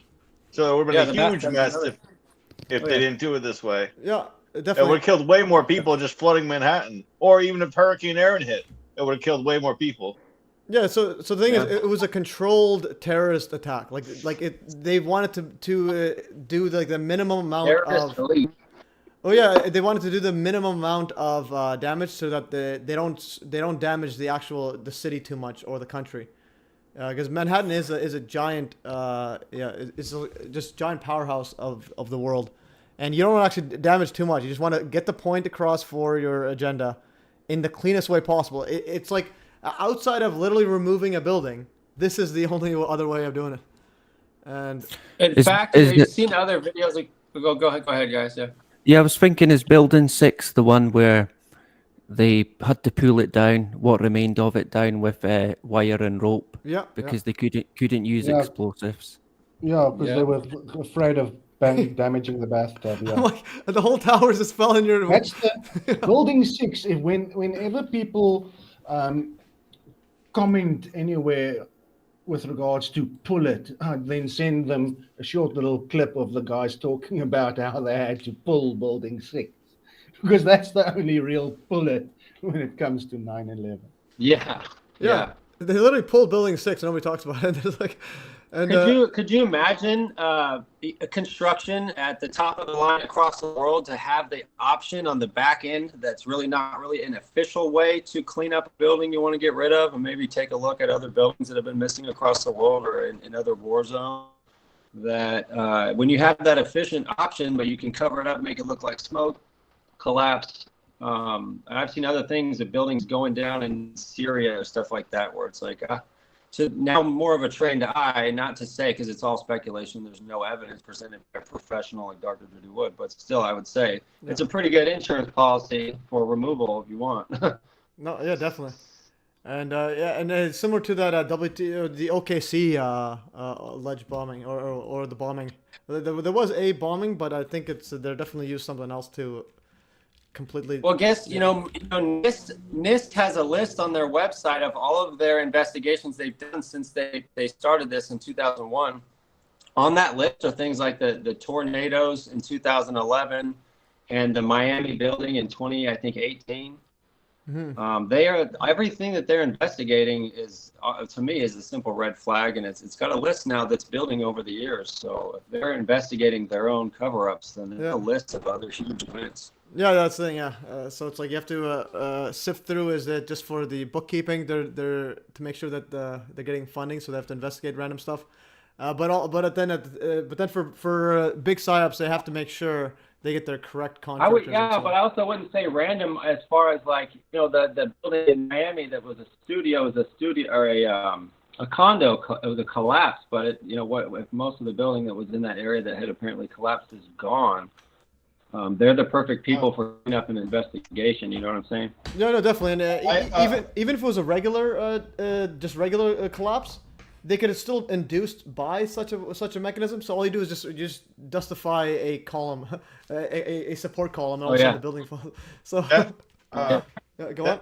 That condo, I checked the magnometer data for that condo collapse, and it was kind of all quiet. So I sometimes check the Alaska magnometer data for all these things, and a lot of times, like, it spiked during the there was a spike right before Maui. There was a spike during the 2017 wildfires. There wasn't any data for the Oklahoma City bombing because it just 1995 they didn't have any data for it. But I always check, like, whenever you see something suspicious, and even at the start of hurricanes, there's spikes in the Earth's magnetic field. Like, I was trying to find a spike for when they created Hurricane Erin, and if you look at the magnometer data up until like for the whole month of September, you can kind of see that there was a spike right when it could have been started, the Hurricane Erin, when they were in like where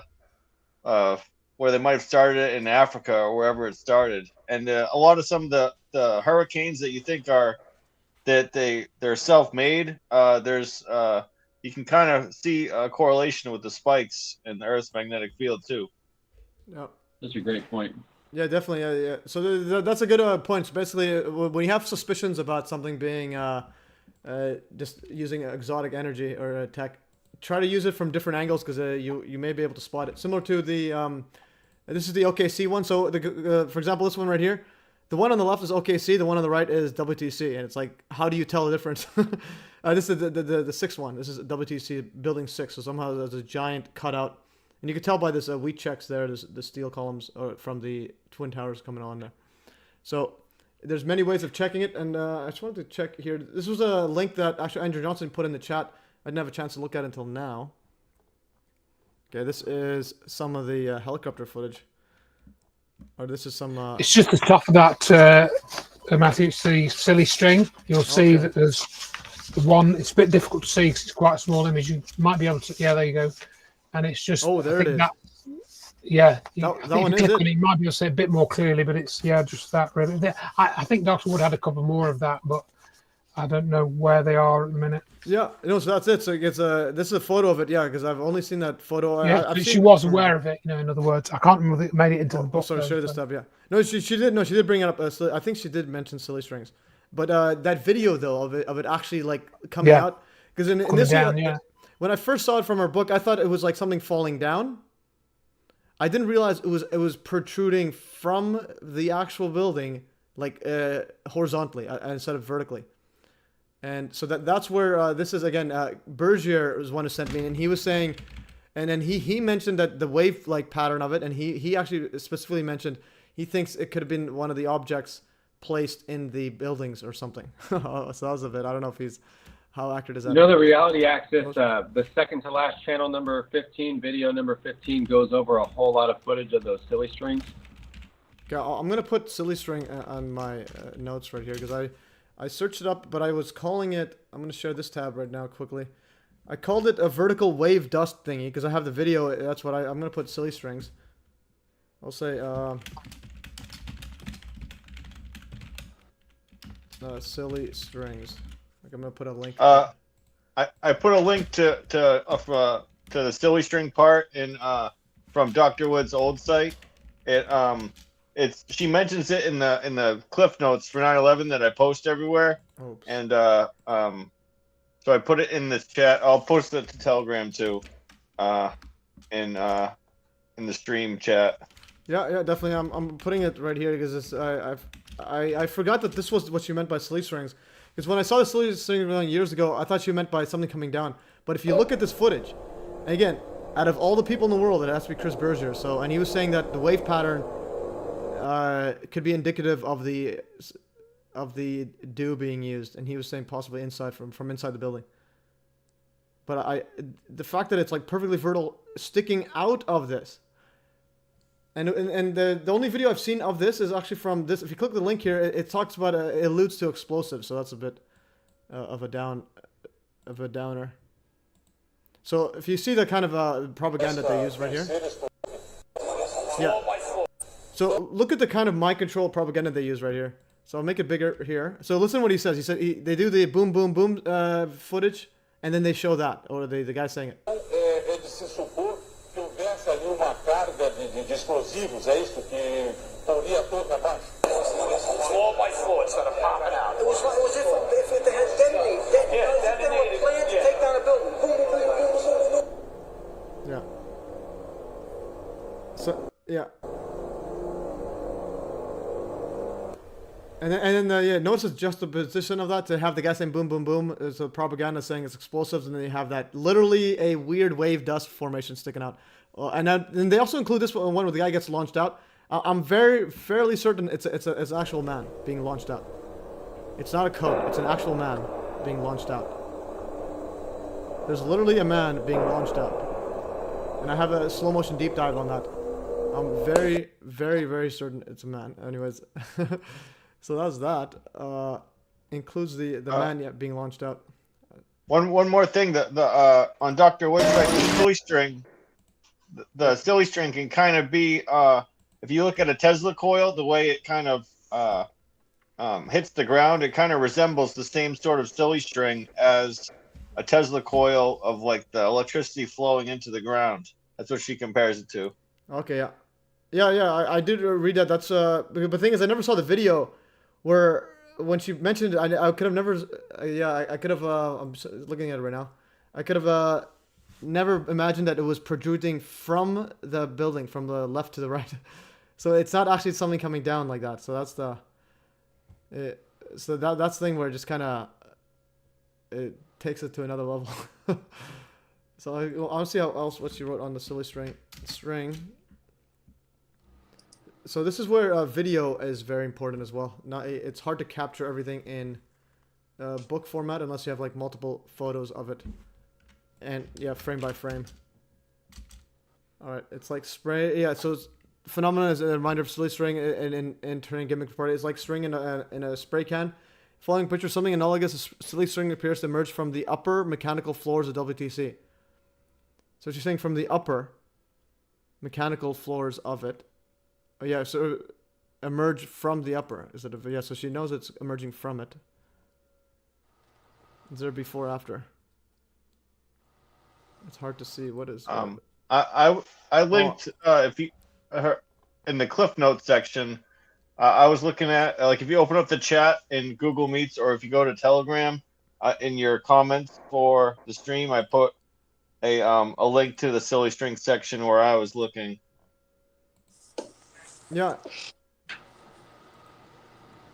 No, I understand this one. Yeah, so some of the string is pretty epic. Yeah, so it does look like that. This is from the ground up to that. What are they launching here? Do you have a link to it, or this is from this one? Yeah, no, it's actually amazing how much research she's done. It's like her old website is absolutely remarkable. So this is what are they launching here? Oh, those are flashes here. Okay, so it looks like she's launching. I'm just wondering if she knew that it was protruding from the building, not from the top. Silly string.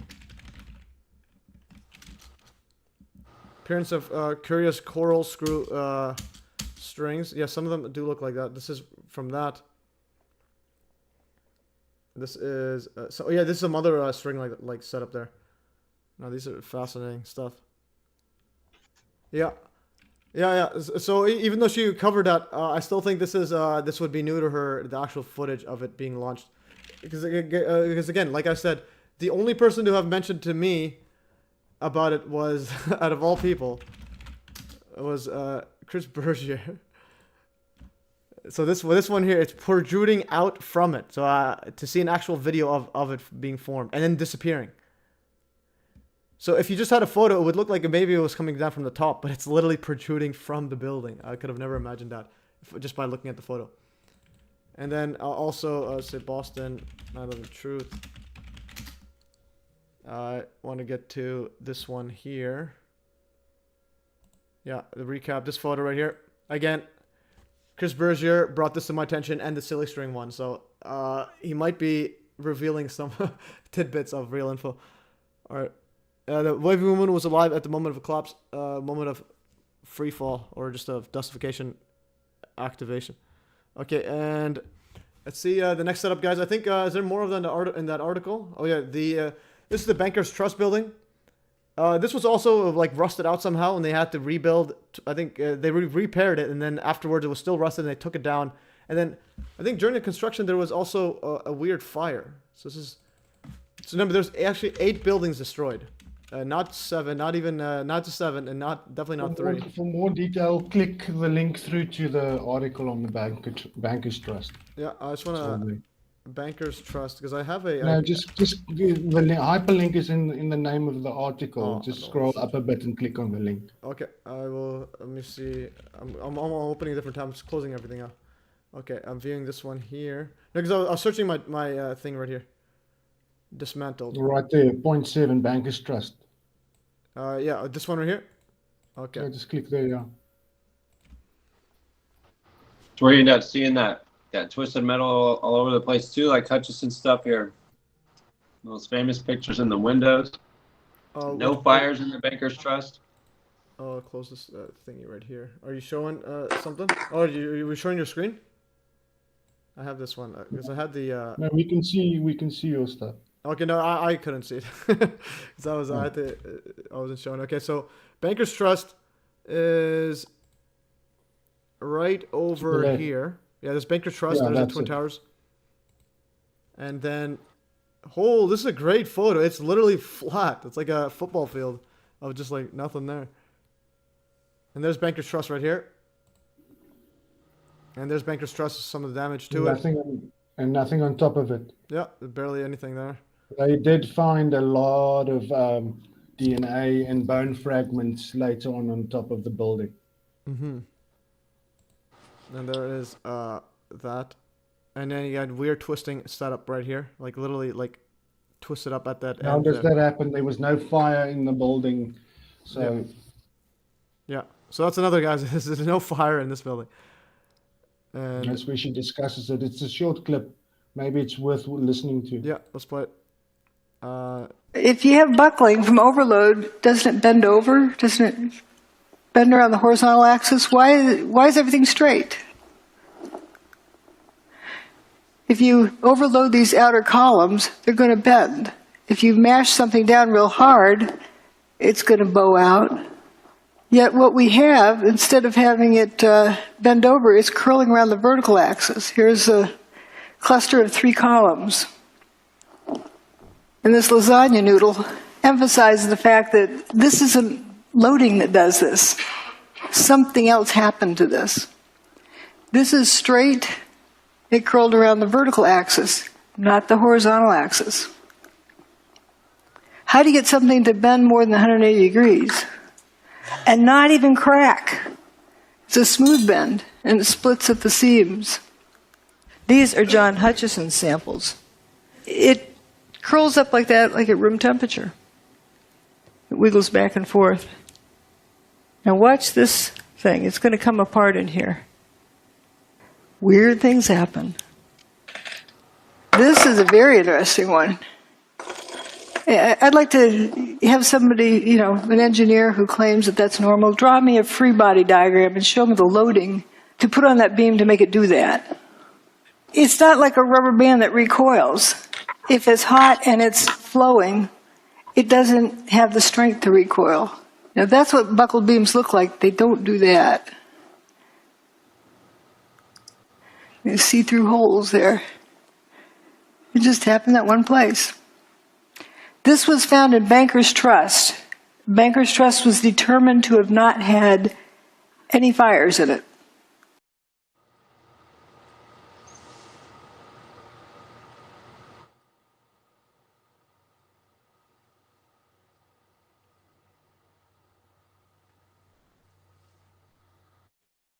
Matthew, for one other strange reason, you muted. sorry. Okay, sorry guys. Rodeo Motion says that he says Johnny show MES that pipe wrench can't show MES can't tag. Oh Johnny. yeah. Can you show that here? I'll make it a bit bigger. Yeah, I was holding it up right here. Yeah. Okay. Yeah, that's amazing. This is one of the Hutchison samples sent to me by the guy at the channel Over Sober. So Okay. shout out. Yeah. Good friend sent this over here. Let me just change the layout and make it bigger on yours so you can see it. Like a spotlight. Okay, Oh, yeah. your spotlight. Just show it again. Show it again. I have it spotlight. There it is. Epic. Yeah. So I mean, this is where the. Forgive me if I'm wrong, but this is where proof of concept comes into play. Is where the Hutchison effect. Yeah. Right. Well, that's this is cool to have some here. And I mean, I would think, how could anybody even recreate this with heat? No, definitely, yeah. So you have to do it. How does anyone do that? And there's no heat marks on it. There's no clamp marks on it. Yeah. And then some of these other materials, is fascinating stuff. Aluminum, yeah. This is aluminum. It's also, I don't know how focused that really is there, but this is it's basically looks like it's shattered or pulled apart, just like jelly or that toy kinetic sand. You know, it's like it's just washed apart here. That's amazing. Several of you guys have samples of your own too. Pretty amazing. Yeah, I have some as well. I have the wrench, I have a spoon similar to that, but mine broke off, so I don't have the full continuous motion as yours, but it's still pretty good. No, thanks for sharing that, and I will. A good video to look up if people. I'd imagine most people here have seen it, but Dr. Judy Wood rolled up carpets. Okay. Check that out. Should I Google it, or is there a quick link to It's it? on YouTube. You'll find it easy on YouTube. Okay. Judy Wood rolled up carpets. Yeah, it should be on her YouTube channel. 9/11 empirical evidence. Okay, I'm gonna do a quick search and I'll share my screen to you guys. Share roll up carpets. Yeah, when you search up YouTube, it's just so bad. It's like they don't show anything actually relevant. So Dr. You Judy Wood physically rolled up. need to go to a channel, 9/11 empirical evidence. Yeah. If you search that, Well, I'm just you'll gonna find Google it. the Let's see, channel. Google it. Dr. Judy Wood rolled up carpets. Yeah. So when you Google it, they actually show relevant things. YouTube is like purposely designed to be like TV now. It's like more and more. So, if you Google here we are down to the rolled up carpets. Yeah. So if you this is a pro tip, if you want to search YouTube, search on a search engine, DuckDuckGo, or I use pre-search or Google. It doesn't matter. up carpets. You'll see why I call it that. At the end of the day, you have these straight soldiers here. Hey guys, I really need to use washroom, so I'm gonna play this. I'm gonna go mute it and go washroom already and go. If you have buckling from overload, doesn't it bend over? Doesn't it bend around the horizontal axis? Why is everything straight? If you overload these outer columns, they're going to bend. If you mash something down real hard, it's going to bow out. Yet what we have, instead of having it bend over, it's curling around the vertical axis. Here's a cluster of 3 columns. And this lasagna noodle, see, you can't confuse that with a piece of food, but it emphasizes the fact that this isn't loading that does this.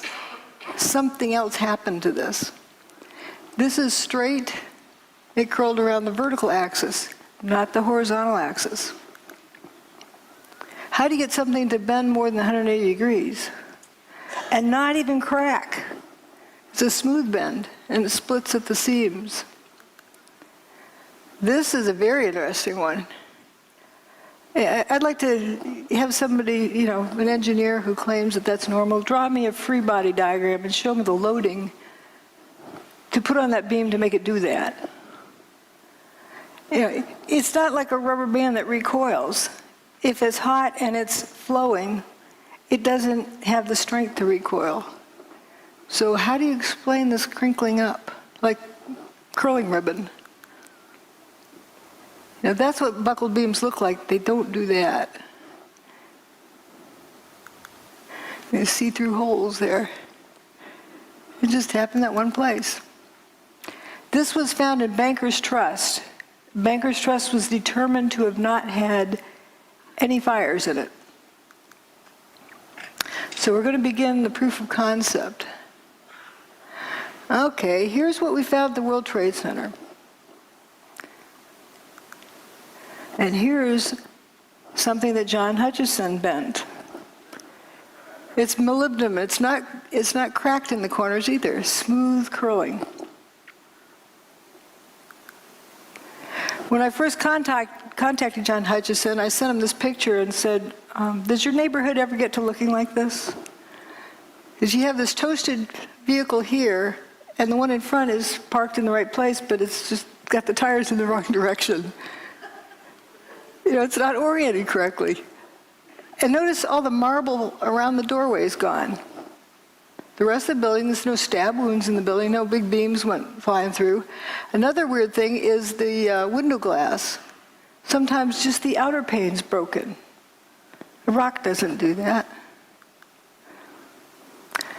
Evidence of levitation. South Tower came down, I was across the street, and I picked up the camera just out of habit. And something in the back of my mind said, run, run, run. And never in 20 years of shooting in New York have I run from an assignment. But something in the back of my head just said, run. And as I hit the corner of Liberty Street, it was almost being picked up by a tornado, almost being picked up by a wave. It was like being picked up by that black cloud. That black cloud had substance. It was like night, but it had a solid feel to it. It was like gravel, hot gravel, and just picked me up and tossed me about a block. At one second I was running, and the next second I was airborne. And I lost my glasses, I lost my cell phone, I lost my pager, but managed to hold on to both cameras. But it threw you for a block?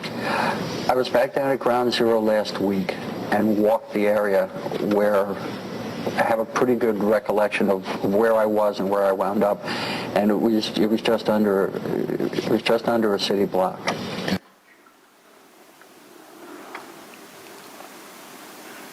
It was this blast of warm air. It wasn't hot. It was warm. And it picked me up and threw me up against the wall of the building that was... You were picked up off the ground? Physically picked up off the ground. I remember an explosion. At that point, I got knocked out. I don't remember anything. Then I got up, and I looked out the window because the windows exploded, and the street below caved in.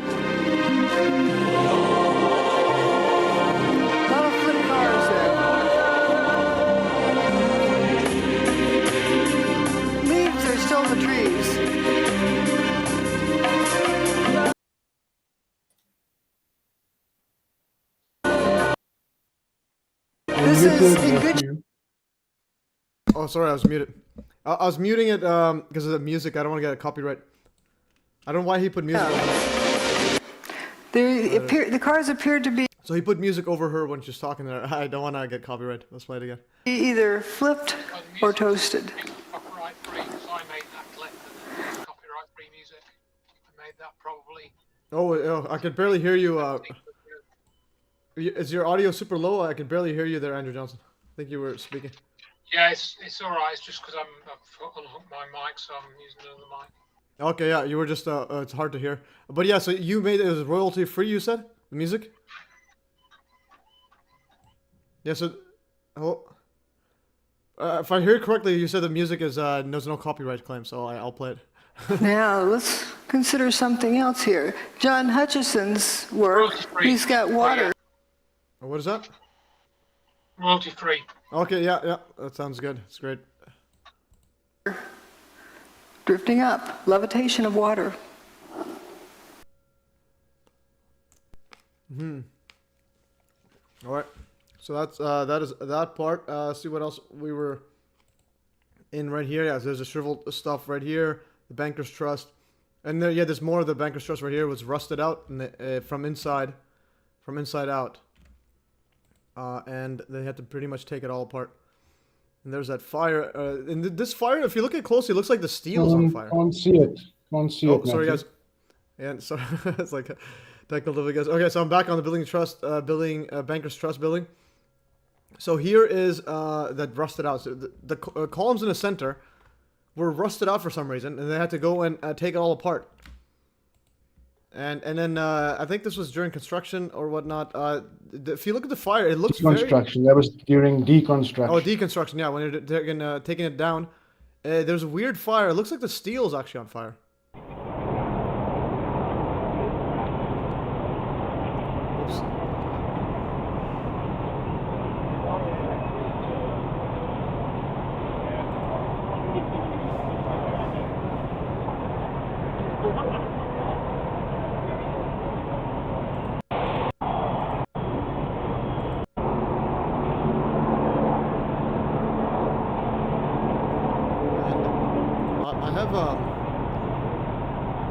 And this was all Bankers Trust. Again, the one that was at 9/11, it was just had weird damage on it, but it wasn't on fire at 9/11. And it resembles. This is a Pentagon also has a weird fire that even the news report says that there's fires just coming out for no reason.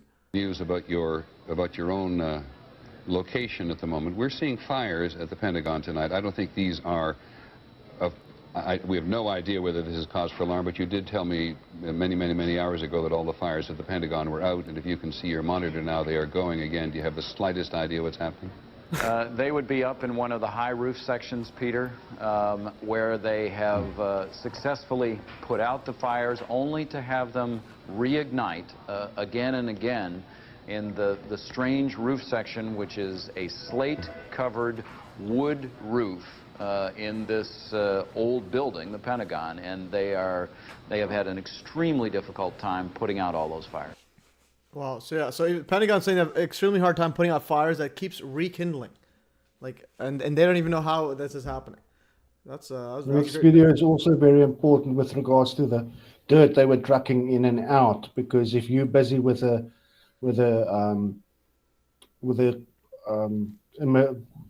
trying to help people or whatever, why did they have dirt trucked in whilst they were still doing a bucket brigade? Mm-hmm. Yeah. So definitely there was something up with that. Almost immediately in the days following September 11th, there were these dump trucks that were hauling these loads of fresh dirt in and dumping them on the fuming rubble pile. Documented in Dr. Judy Wood's book and on the website is the activity of various trucks that were actually bringing in dirt to the site. Repeatedly, this was spread around within the World Trade Center site, moved around with earth-moving machines, and then it was taken out again, as if there was something in the ground that was being soaked up by the dirt and then taken away. So it's like they knew that this energy was, to use the term that we came across in research, in John Hutchison's research, the energy was non-self-quenching. It didn't quench, it kept on going. Dirt is not used to cover smoke from a fire.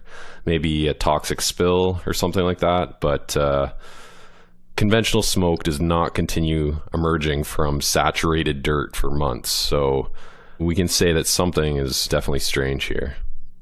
Why were the remains of this fire truck sprinkled with what looks like moist potting soil? Clearly it didn't suffer from an out-of-control fire in these places. This is a photo from September 13th, and we can see dirt all over the place.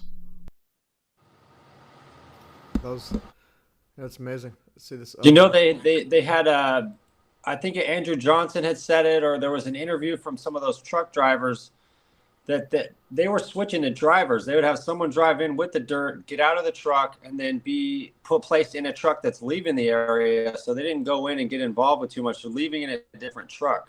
You know, you guys, anybody else remember hearing that? They left in a different truck? I think that was Very. Judy that said that. Okay, so Andrew's saying. Wait, so you're saying that the dirt they brought in and they left with a different truck?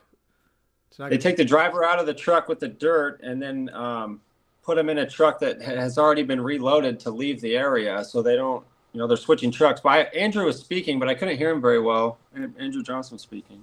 Yeah, Andrew, I think your mic maybe a bit closer to the mic. Speak.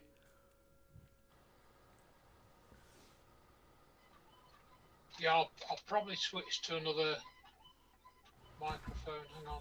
Might be a bit crappy though. Can you hear me now? Yeah, definitely. I can hear you. Yeah, not anymore. No, Sounds like there was more dirt than there was Can you hear me now? rubble. Yeah, that is true. Yeah, I can hear you. Yeah. So yeah, the dirt trucks were actually, so the driver would get out and then go to a different truck and drive away with it.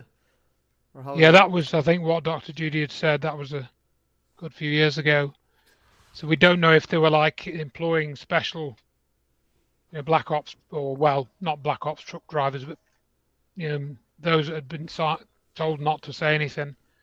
I think there was quite a lot of security surrounding what was going on there at the time, or as much as they could put in the middle of New York at that time, middle of Manhattan. Yeah, definitely. It does seem like that. I was thinking for a second, maybe they don't want to anyone else get contaminated and have the specific people going on it. But yeah, no, I think that is I think that's probably what it is. They just want to make sure the people have the right security clearance driving that dirt pile. This is right here, September 2006, and that's still fumes, I think.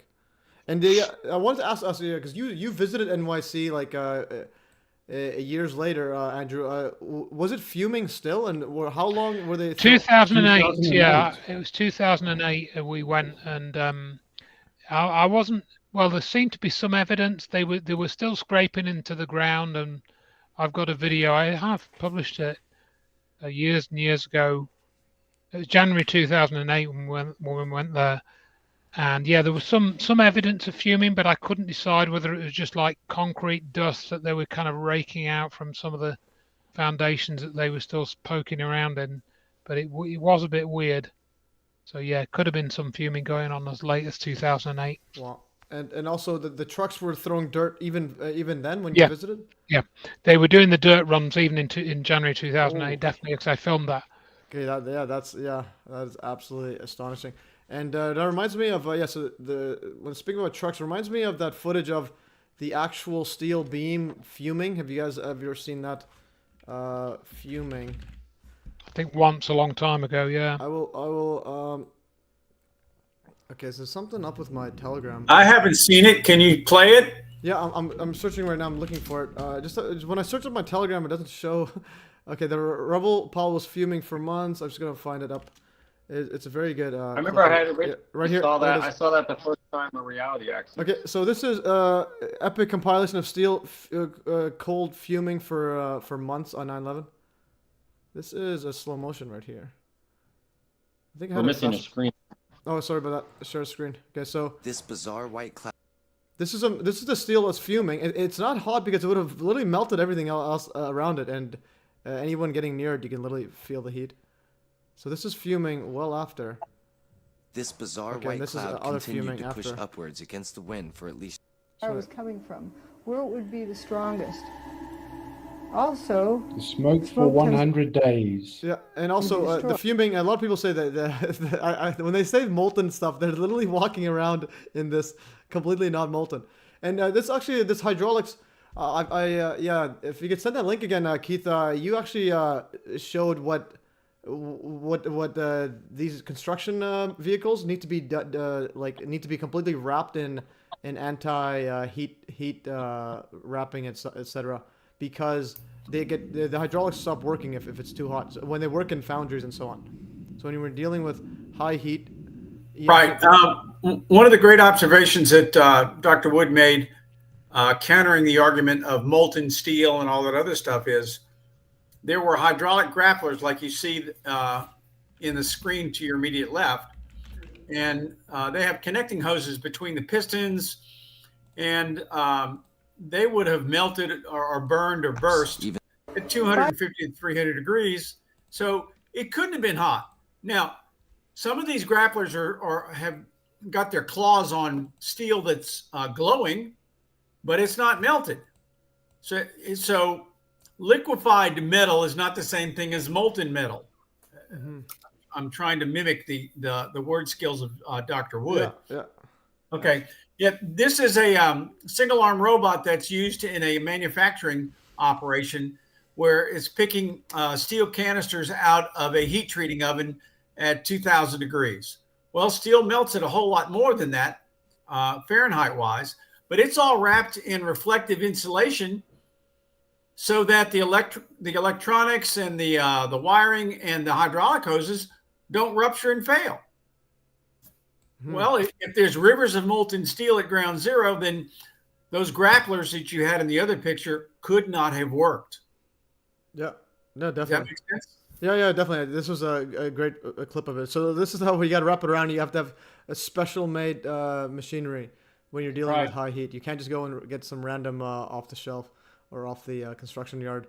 It's not going to work that way. And you're not just going to have people as well. So these people are not going to be working inside this. People are not going to be working inside this foundry. So let's go back here.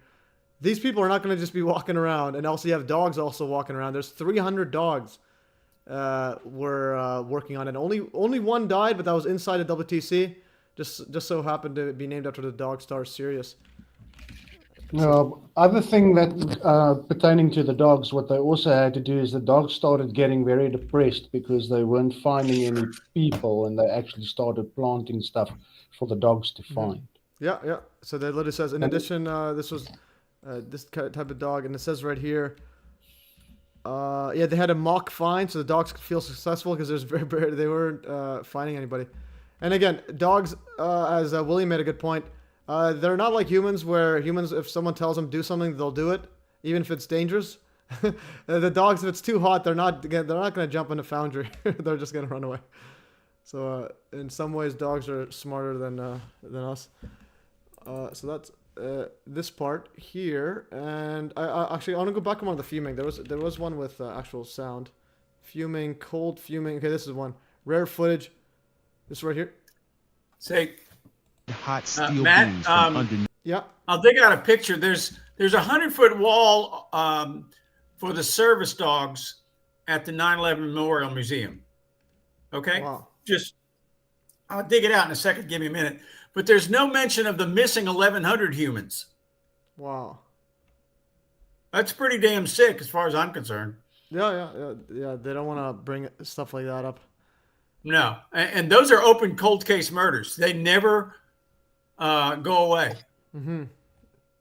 Yeah. It's and again, it's like explaining to people, okay, well, so what? They just disappeared into thin air, into dust, and again, the DNA was like that's the level of the dust was literally as small as DNA that they couldn't even find. Yeah, they were brought down to molecular level size. Yeah, it's actually quite remarkable. Pretty sick.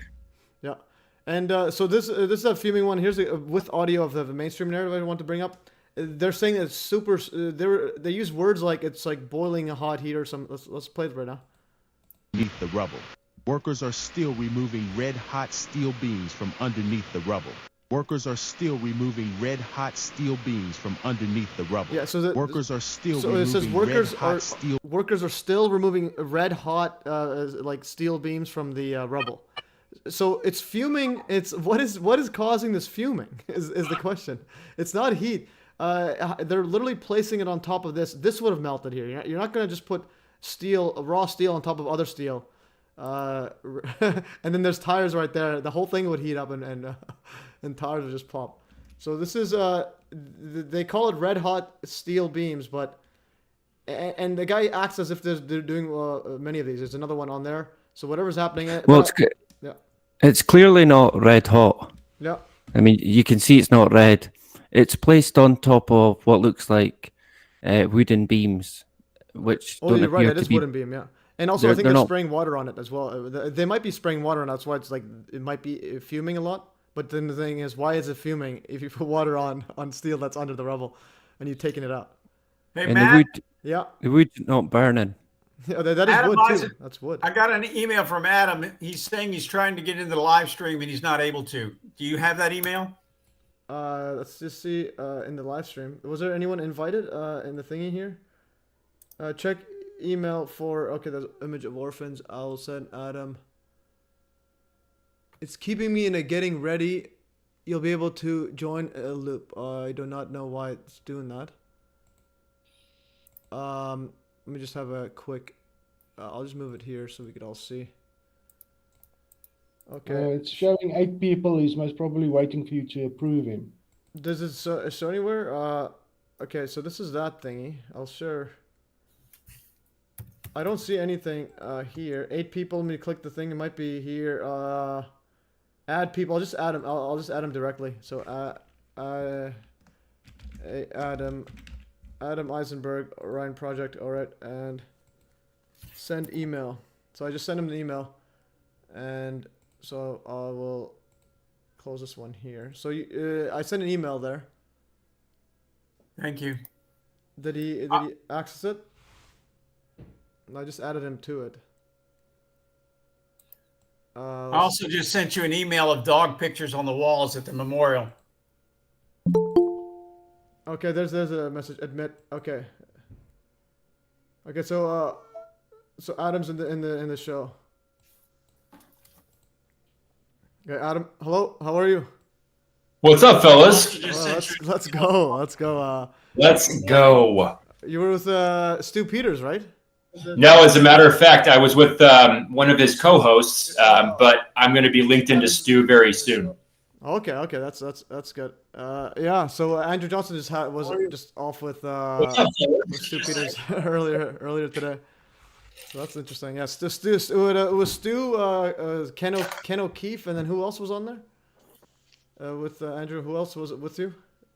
Just Ken and Stu and me, and then there were some people on the, like I said, who were on the spaces, but they couldn't participate. There was some audio confusion. All right. So, yeah. How did your thing go, Adam? How long? How did you were on with on the other stream? Were you? I'm sorry, Andrew. Can you hear me? How do you do? Also, just a note, Adam, can you lower your volume? People in the chat are saying turn on the mic down. Yours is a bit loud. Yours is much louder than ours. I think ours is just too low, but yours is probably fine. How's that? Okay, it's good. And Andrew's asking how was your chat with the co-host? It was fantastic. The only thing is 30 minutes isn't enough to even start to get into it. And so I was like trying to push as much as I possibly could. And off when it was over, she said, I'll link you into Stu. I said, beautiful. So I offered to come on and give a, however long presentation they'll allow me, showing them how I stumbled into my suspects, all the evidence that shows the things I've been saying. I've got people's opinions now that back it up. So we'll see. All right. Yeah. Sounds great. Good. And I also saw that your interview with, what's that, conspiracy cocktail, or what do they call themselves now? Conspiracies and cocktails. That just posted recently. Those guys are known as the conspiracy realists. So I went on their show recently, and it was like a 3-hour-long show, and I was like hanging on for dear life. It was like midnight, but good opportunities that I did the presentation that I'm about to do for you guys. I think we're going to do a presentation this week. I did it there, and I'm going to also add some evidence to that presentation because Matthew likes marathons. So let's go. I think you've got to break my record of what was it, 4 hours? 5 hours and a half. 5 hours. But that was deconstructing all the disinformation agents, so that takes a while to work through all of them. Yeah, speaking of the disinformation agents, it was my pleasure to kick Richard Gage right in the teeth with Deanna. So there you go. Was Gage on with you?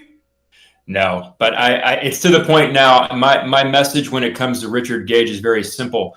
You can't allude to Dr. Judy Wood practicing witchcraft and also say that she's creating, what were the words, Andrew Johnson? That she was basically putting out a bunch of crap and then refused to debate her, run away from her and Andrew. So yeah, I'm gonna start getting very vocal about the towers where I haven't been vocal before. No, yeah, that's good. Yeah, Gage is quite a hilarious guy. He's definitely a Freemason. That's I think it's pretty Probably much so. he's doing that hand sign. It's written in his bloody email. Yeah. He's got a 33 R-Gage in his 33. email, man. Here's where Say that again, Norman. In his Gmail email, he's got a 33 in his email. Oh, has it? Yeah. R-Gage 33, and also he was doing the hand sign during the Zoom call a few days ago. Hey guys, I got to take off and eat dinner. But it was a great stream, everyone.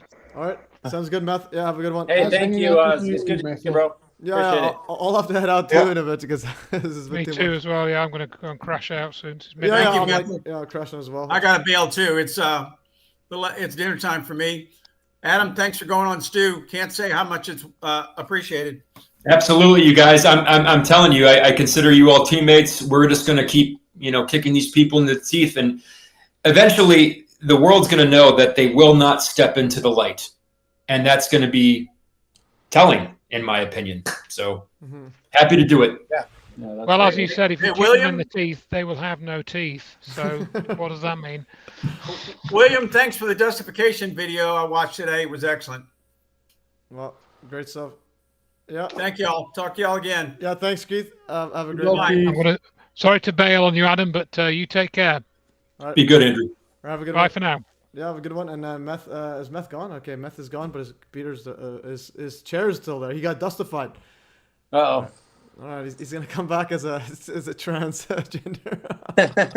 All right, yes. Going back to that Richard Gage. Every time I hear Richard Gage, I think of this photo. Oh, I'll share my thingy just so you guys weren't seeing it. Share. Well, and I can't wait till I really get to show you guys all the evidence that I have on this guy. Do you guys know who Ken Jenkins is? And Ken Greg? Jenkins.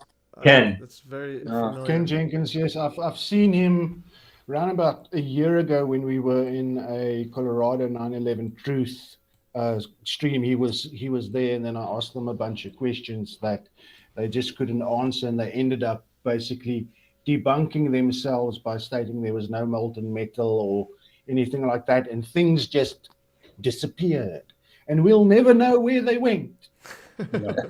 Yeah, I've got Richard in a bad position, and Ken Jenkins as well. Ken Jenkins was the very first person, without a second's worth of hesitation, when I mentioned my lead suspect, Lee Wheelbarger, immediately, without hesitation, what are you wasting your time with him for? Like, pathetically nervous, and of course, Ken is an associate of Richard's through the Northern California 9/11 Truth Alliance.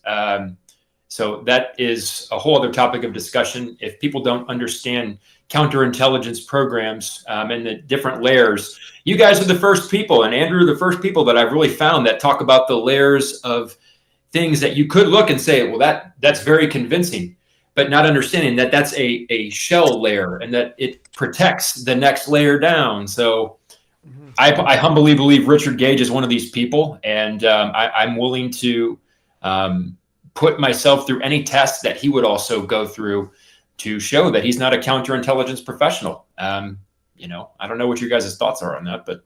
Oh yeah, well I think it's pretty obvious. Gage is pretty obvious. Yeah, but remember, when everything started with Scholars for 9/11 in 2005, it was started by Fetzer and Stephen Jones. Stephen Jones is the cold fusion guy who stopped that, and then basically, if you read Andrew Johnson's book, what happened is when Dr. Wood's QTAM case went to the U.S. Supreme Court, they arranged meetings all over the country for the launch of the truth movement, and had question and answer sessions and everything taken away completely from her.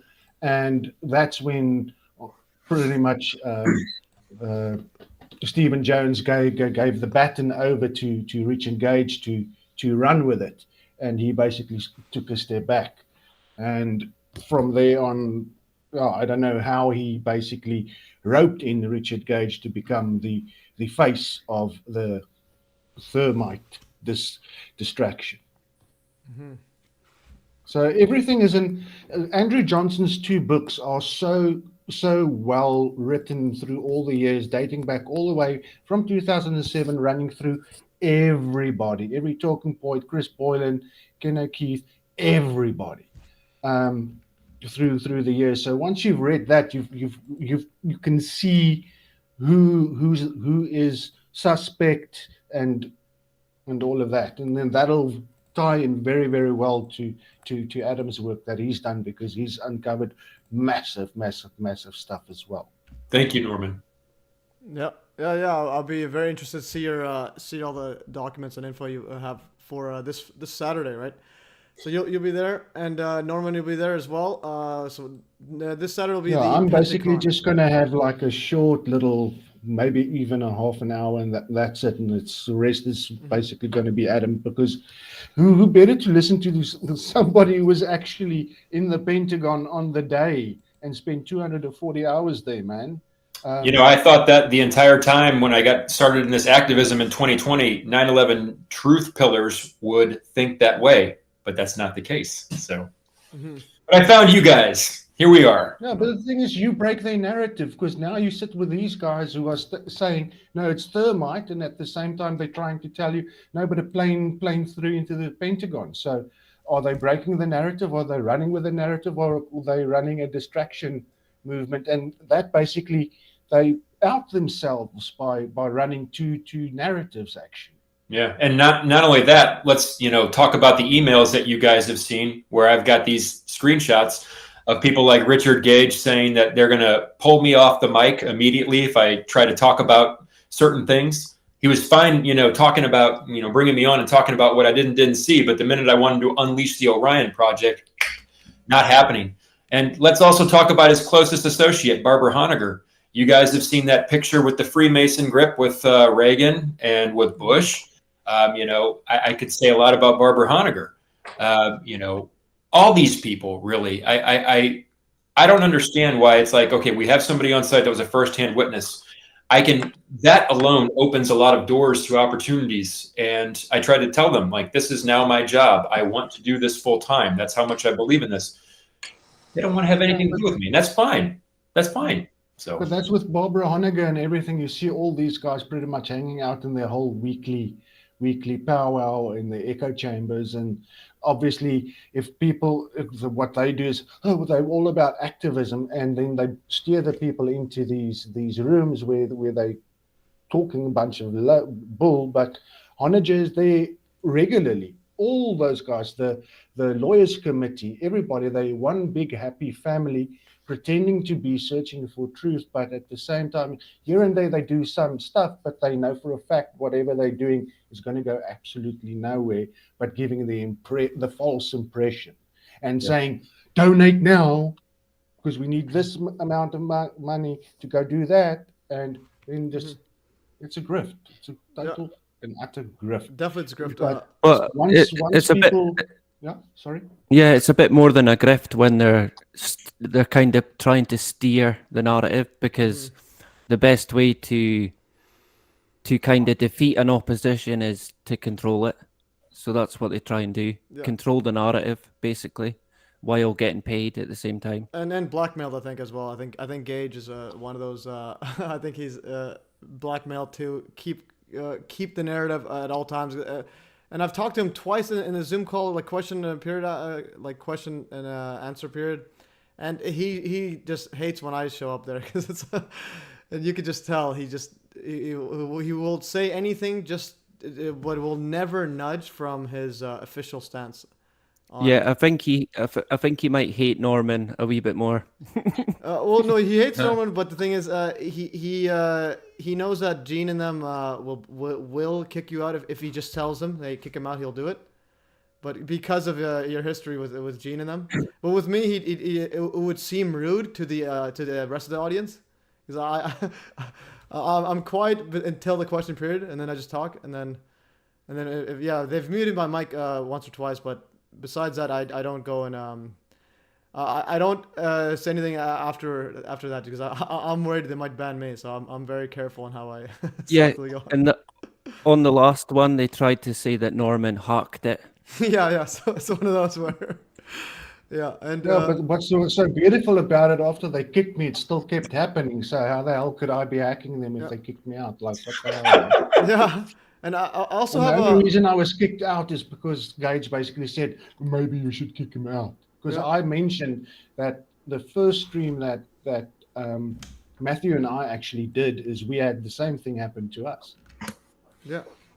And I just want to bring up your attention, Norman. This person, Goopy Cantaloupe, says, whoever 9/11 revisionist is, you've sent me on the wildest journey over the past 24 hours, Dizzy Face. So you've... I think probably your Substack and your Twitter probably have blown people's minds. When I gotta give Norman props. Norman has been more helpful than anybody has in the 9/11 truth movement. I mean, I've got people that I consider to be close teammates, but as far as just helping me spread awareness, thank you, Norman. Thank you, Norman. You're amazing. Yeah, thank you. I don't know what drives you, brother, but I appreciate it. Yeah, it's that South African. I'm just Florida bored. in the water. I need something to do. All right. No, man, it's all about truth. Look, the main thing that freaked me out is in 2020, or when the 20th anniversary came around, and I saw college students in America being asked about 9/11, and they just had no clue about what happened. And I just thought it's the biggest, baddest thing that has happened on American soil this millennium, and you don't know about it. Yeah. You don't. They don't mention it in school or anything like that. You don't even know who basically attacked you, and that's crazy, man. And then I just kind of like snapped, and I thought, if you don't start doing something now, just like Dr. Wood said, is she left it for the grown-ups, and nothing happened, and that's why she ended up doing what she did, and that basically ruined her life, because she was way ahead of her time. And then we saw Maui happen, and then I thought, okay, cool. Now people are gonna listen, because it's out there. You can see the military talking about directed energy weapons and all of that. So people are a lot more ready to hear it. And so let's give it a push. And then I met Matthew, and that just snowballed, and here we are. Yeah. Beautiful. Yeah, and Norman motivated me to do the live streams and all this, and start doing more 9/11 stuff. Because before I would just basically went to September. That's when I started posting videos, and now it's just like just do it more and more. Just watching Norman's drive taking over the game. I'm like, all right, and let's help them out. But yeah. Yeah. Everybody in the Orion Project gets a call sign. I gave Norman a call sign recently. So. Yeah. Well, that's the thing. I'll save it for the Saturday, because the Orion Project, if you could just quickly summarize, because I haven't looked at it too much. Again, I have a lot on my plate as well. Sure. So the Orion Project is what I'm calling my efforts to get to the bottom of what occurred at the Pentagon. I started this journey back in December of 2020, when I saw a world burning out of control with the jabs and all the other shit that was happening. And I said to myself, this stuff is global and it's swallowing everything. And so if people are doing their due diligence, they're going to work their way back to certain events. And for the United States and really globally, I think 9/11 is one of those just horrible events that people, if they're doing their due diligence, looking at COVID, looking at all the financial catastrophes, and then looking at that, they're really going to be wide awake to what's happening. But my eyes couldn't make sense of what I saw. And I don't have to get too, you mind if I share a quote really quick? It's only going to take me about 20 seconds. But there's a testimony from a firefighter, and this testimony came 5 years after the event. It's Arlington County Library Oral History Project. This was a gentleman by the name of Charles A. Gibbs. He was a captain. He was the head of the training. And Arlington firefighting is one of the most elite firefighting units in the country. People don't know that, but so this guy is a leader, and he said these words. Just a few side notes that just enlightened to me and Chief Gray, particularly because we were at the heliport. A lady that works for the Pentagon works in the explosives area, and how explosives affect human behavior and things that happened. Explained how the deaths occurred in the Pentagon, because fire people reported that they found people sitting at a table like this, just sitting there like they did not know. And I'll show you guys what that looks like. And she explained that the impact of the plane sent such a concussion inward that it sucks the air out of your systems 100% immediately. She said that explains how they found people with no signs. That's what happens. She said it's instant just by force, because they found probably a lot, just like they were sleeping. That was interesting to find out the reasons. She said that was a very common thing of how that happens. So when I saw that, you guys, something didn't make sense. Something did not make sense. And that scene, I'm pretty sure I know exactly what part of the Pentagon they're describing, even though he claims that a lot of people were found that way. There was an actual boardroom that was in the Navy Operations Center, and the Navy Operations Center was away from where the plane allegedly hit the building. So I saw things that didn't make sense. And in 2020, I pursued my dream of looking into these things. And I thought at first that it was going to involve me coming out and just saying, I was there 240 hours. I'm also a credible witness because I have extensive experience working with aeronautical parts. And not only that, the company that I worked for was Pratt & Whitney. Pratt & Whitney is one of two companies that outfit the Boeing 757-200 series airplanes with engines. Well, the engines are how you solve the riddle, in my humble opinion, because there's no engine marks, no engine anything at the Pentagon. But I started to talk about these things. I was very green at the time. I thought I was just going to have to talk about what I didn't see. And eventually, I gave a talk, and somebody that was also there that had leadership responsibilities began to respond to me. And so that's when this became a project. That's when my whole mission changed. This became a research effort. This became an investigation. And so I've been at it since 2020, December 2020. I stumbled onto my suspects in 2021. And since then, I've been able to basically, like I said, play chess with these people, to get them to say things publicly that incriminate them beyond their wildest dreams. And so these people are extremely desperate. The person that I have been able to identify is providing an independent paid news source right now, basically using his experience as a DoD techno-spook expert and his connections with Israel, his connections with Ukraine, the Department of Defense, the highest intelligence apparatuses in the country. I'm exposing this guy, and that is what the Orion Project is about. And there's a lot of other avenues where research hasn't been done. And I'm going to show you guys all this in our live. I'm going to show you my FOIA requests and the results that I got back where officially referenced documents in Arlington's AAR were said to not even exist. I'm going to show you guys the types of responses I've been getting in the event that they say the documents do exist. They're saying that they won't give them to me based on my state of residence. And so not only have I been experiencing opposition from the truth movement, but I've also been experiencing opposition from these agencies that I've been trying to get information from. So a lot of people are saying that these documents don't exist. I'm going to show you guys all these things, and yeah, we're going to get into some details. All right. Yeah, sounds good. So yeah, Orion Project, basically what you call your truth-seeking project. And was I muted? No, I was good. Yeah. So sounds good. Yep. Yeah. So it'd be good to go over it all on Saturday and see what we uncover, and also the names too of the people you mentioned as well. Because definitely I think Richard Gage and them I think they're like obvious disinfo agents, but it's like how do you tie them specifically to government agencies or operations? 1000%. I say it's not illegal to be a dumb shit or to act stupid, but the way I basically look at it is I want to know everything about these people, from where they were born, where they went to school, who their associates were. I want to know every position they held. I want to have them give me Social Security Administration documentation to show when they started working, how much money they made. I want to know everything about these people, and I've challenged a few people in these regards. These disinformation agents, the 9/11 bad actors, or team treason members, as I call them. I've challenged them several times over the last few years, and their response now is just to simply act like I don't exist. So yeah, they're bad news, and I don't know how we drive them out. I guess the only thing that I can come up with is that we just challenge them to a debate and just prove how they continue to run.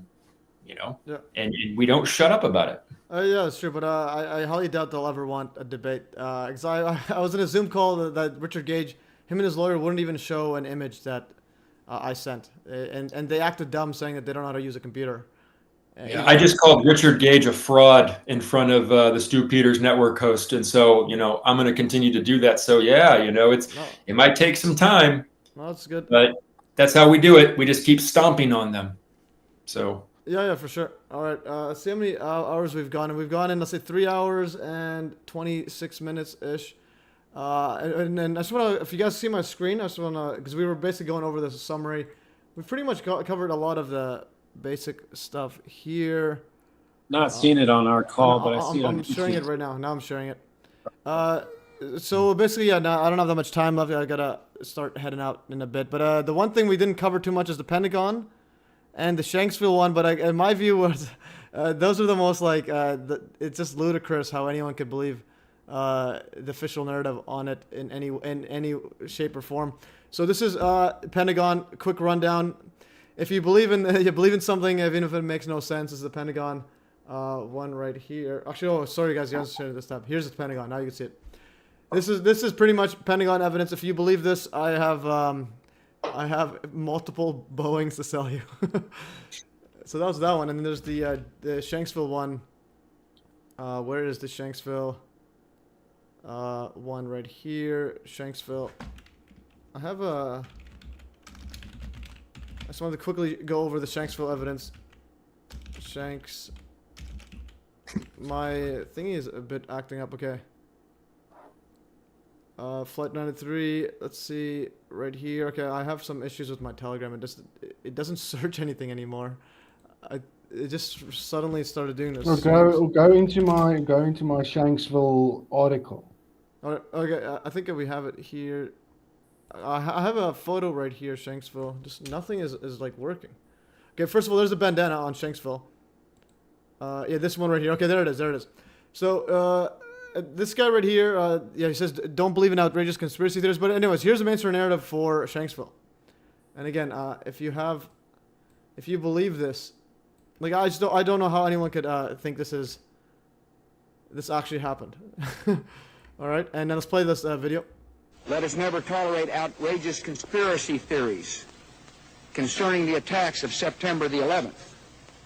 Malicious lies that attempt to shift the blame away from the terrorists themselves, away from the guilty. No piece of wreckage was larger than a telephone book. No identifiable bodies were found.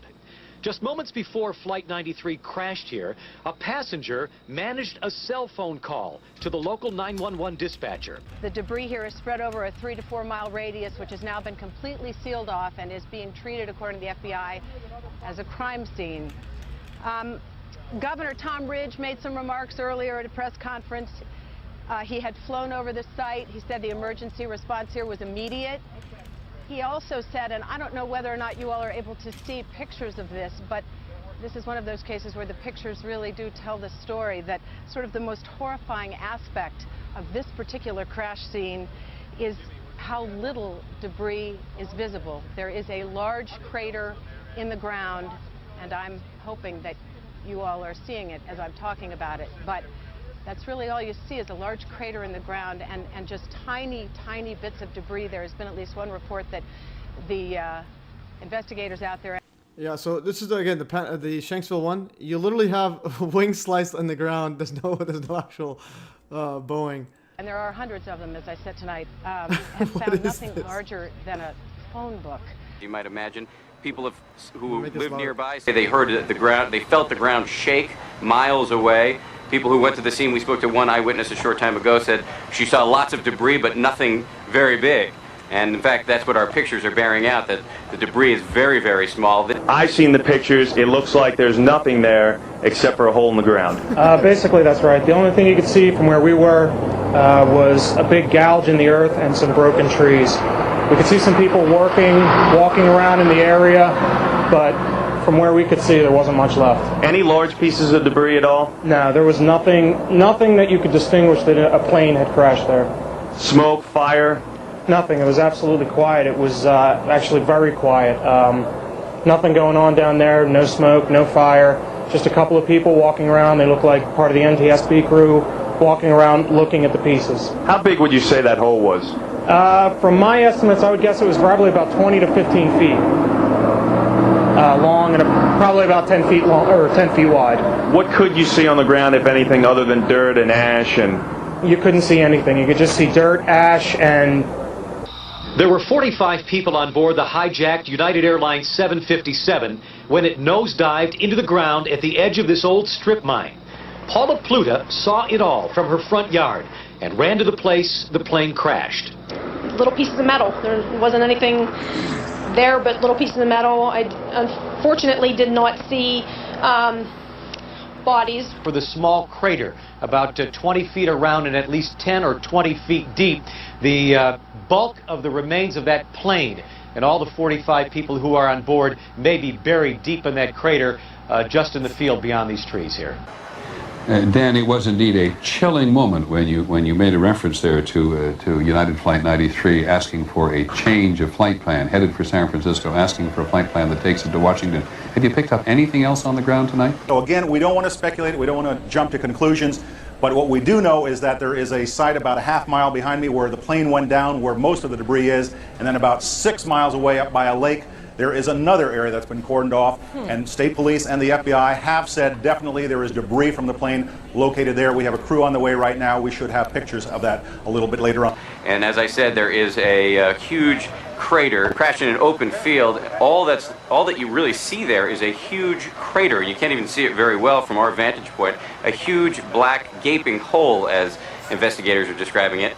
There is a lot of debris, most of it very small pieces of black charred remains. All right. So, okay, that's Shanksville in a nutshell. Like, I don't know how anyone can see that and not realize. There's other aspects with Shanksville as well. There was a small little cottage close by, and it basically had shriveled up garage doors. It moved off its foundation. There was no jet fuel found in the ground samples that they took. And then also there was something affecting the water, and they had to basically treat that with a fountain because there was iron being built up. And you've got the same type of water features at the Pentagon, and you've got water features at the World Trade Center, and that's all remnants and ongoing countering of the effects, because you've got a bunch of trees also planted at all the sites. And then also the aspect with regards to trees and then the water. So very interesting. And you've also got it at the Oklahoma bombing. There's also a water feature there as well.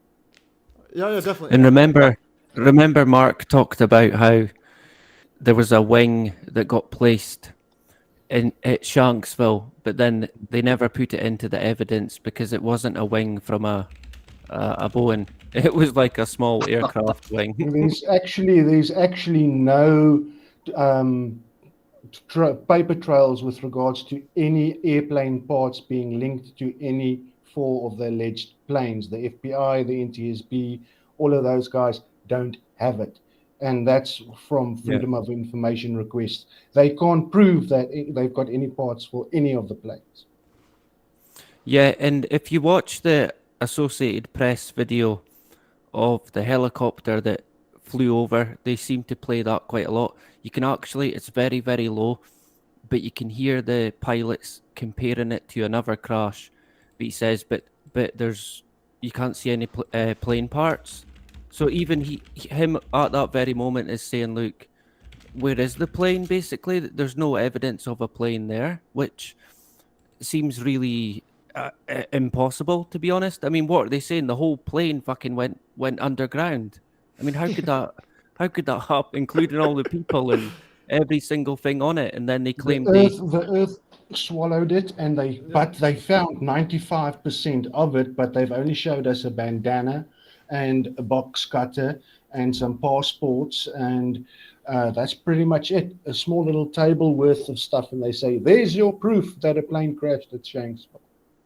It's a part of the general awareness you get from people, like simple stuff, that Flight 11 from the north, 175 from the south, what happened, and those are all, quote unquote, of course, but most people don't even know. I said, well, are you aware of the official story for Flight 93? Is that the plane disappeared into the dirt?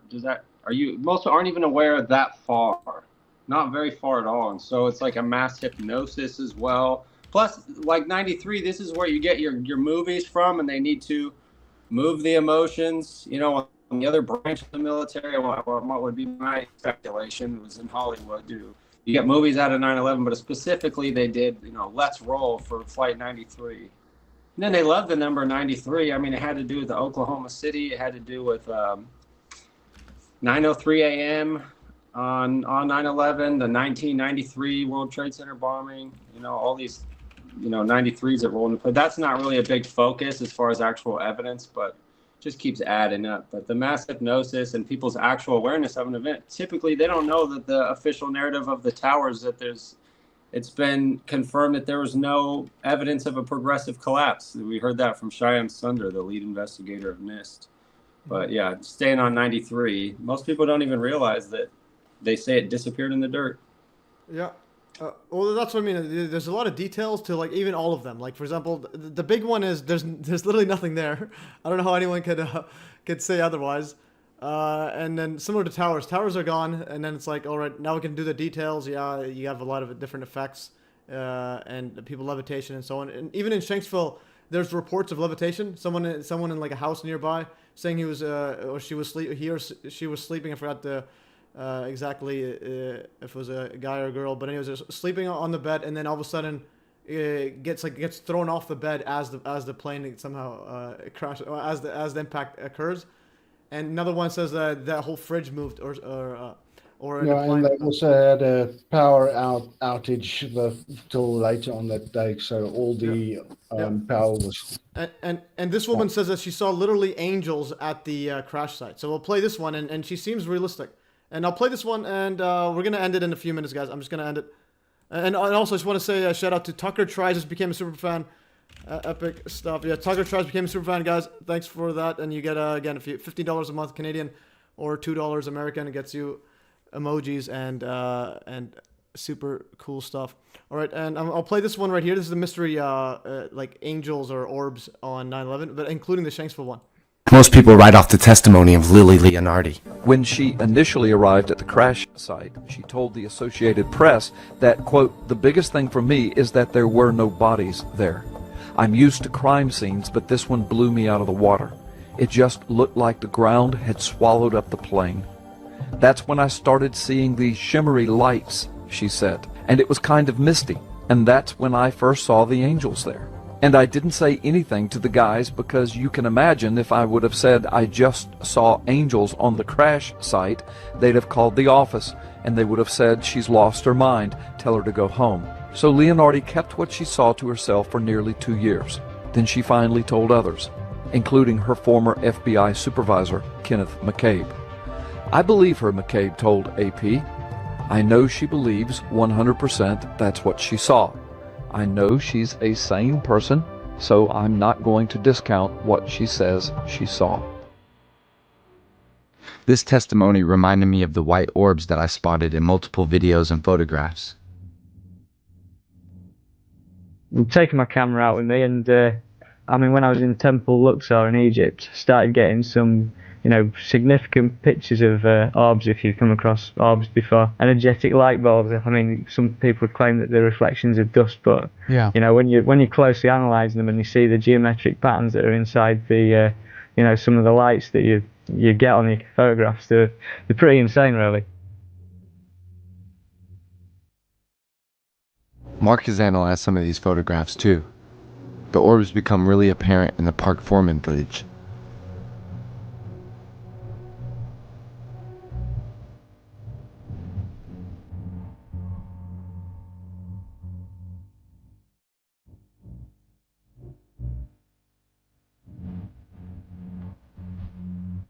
I thought this was something that only I looked into, and then I realized there was a website back in 2004 based off of work by Tom Bearden involving scalar wave theory.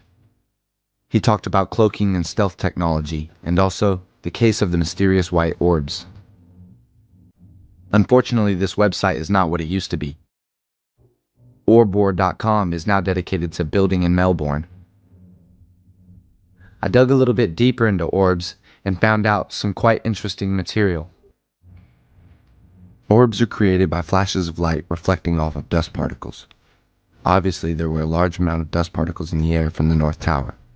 Another thing I found interesting is when you're in a movie theater and you look up at the projector, you can see dust particles trapped in the beam. I haven't tested this, but I suspect if you took a disposable camera with the flash turned on and snapped a picture, then these artifacts would probably show up in your photograph. If anyone wants to try this, please email me the results. But I suspect these orbs were showing up on lower quality cameras due to the dust particles interacting with the projection technology. Right, yeah, epic stuff there. And there's again, there's Trump doing the Richard Gage hand sign. All right, share this tab. Yeah, I'm pretty much. I think I'm pretty much done. I think there's just a few more things. I think the passport one I haven't shown, and in case anything else. Okay, passport. Okay, this is one I have to drive home the point. I guess the person Goopy Cantaloupe says on the chat. Says that this is the one that was mind blown by Norman's work or 9/11 revisionist work, and then said that so true. I was one of those people 11 months ago. They create such a smokescreen of quote conspiracy theories that I would have felt crazy to even consider challenging the narrative. Well, yeah, that is definitely. So it's like the propaganda. Once you get past that, like that force field, and it's like, all right, it's all just a complete joke. And I think there's no bigger joke than this one. I think this one is like this May. Okay, so I have some issue with my Telegram. It doesn't search properly anymore. Literally as of this live stream. Let's see, passport before. I think I'll search it here now. Passport before. Okay, so it's literally not showing before. Okay, there it is. There's a alleged passport. Okay, I'll zoom in and we will share this tab quickly. Share this tab. All right, I'll play this one here, and then if there's anything else, I might just end it. Ready and go. Another development on Saturday, New York officials revealed at a news conference here in the city that a hijacker's passport was found blocks from the World Trade Center crash site, if you can believe that.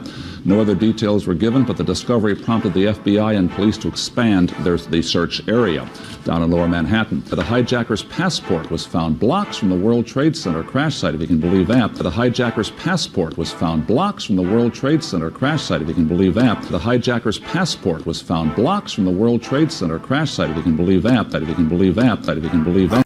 All right, yeah, so not only a red bandana was found, you also got the password found before the towers fell, okay, if you can believe that. And also a person here, Ryler's asking about Simon Shack, and he says everything's fake, CGI. Yeah, Simon Shack is an absolute clown. And he's also his brother was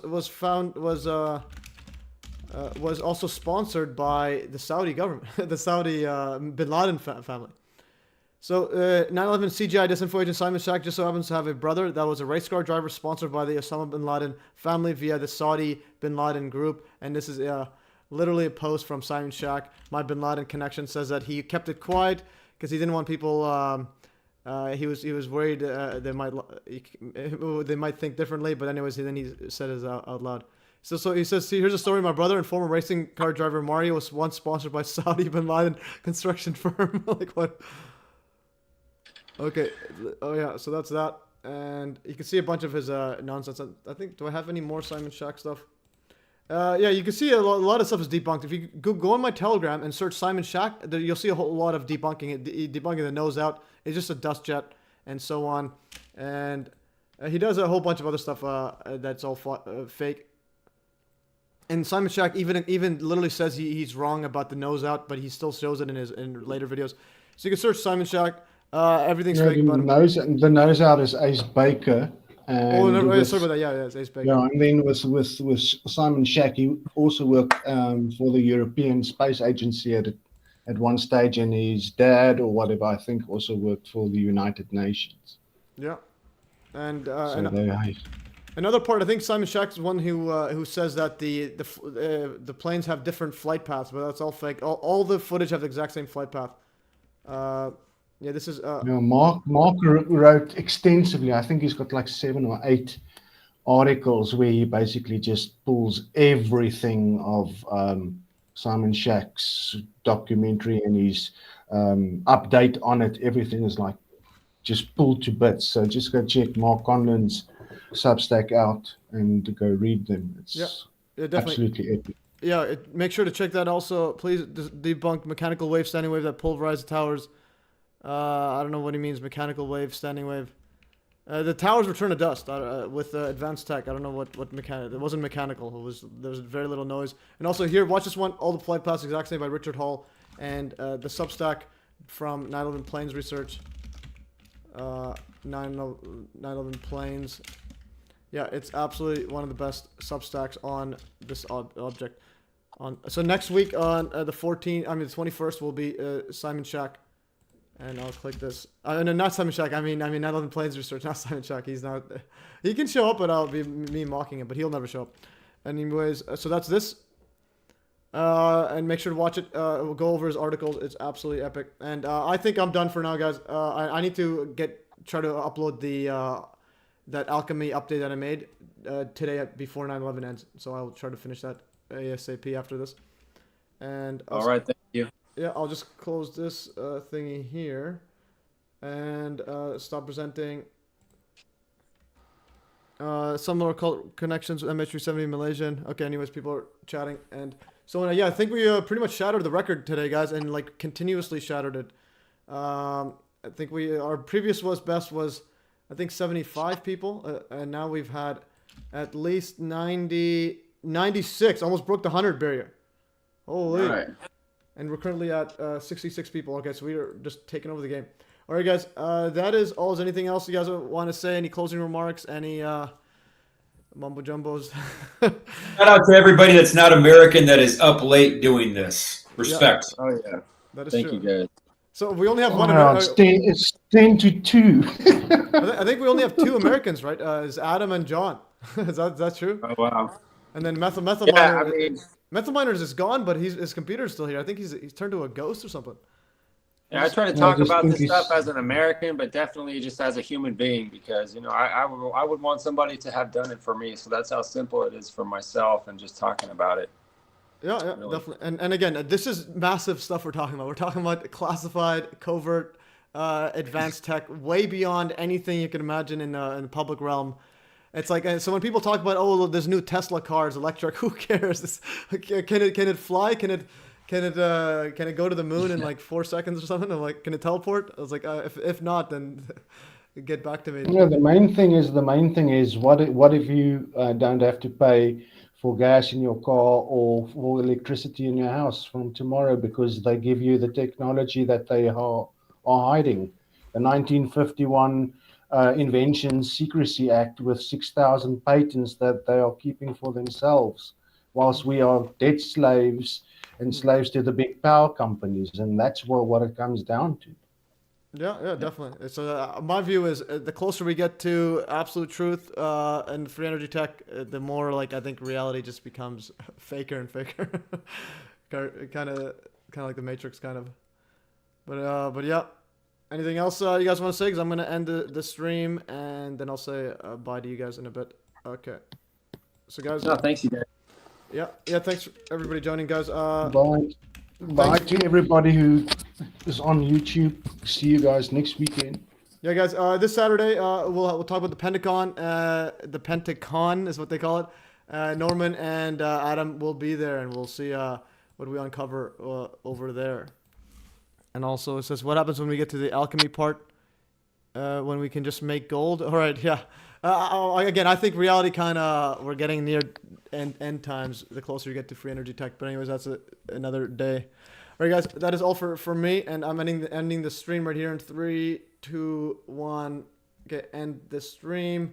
And I'm going to stop recording.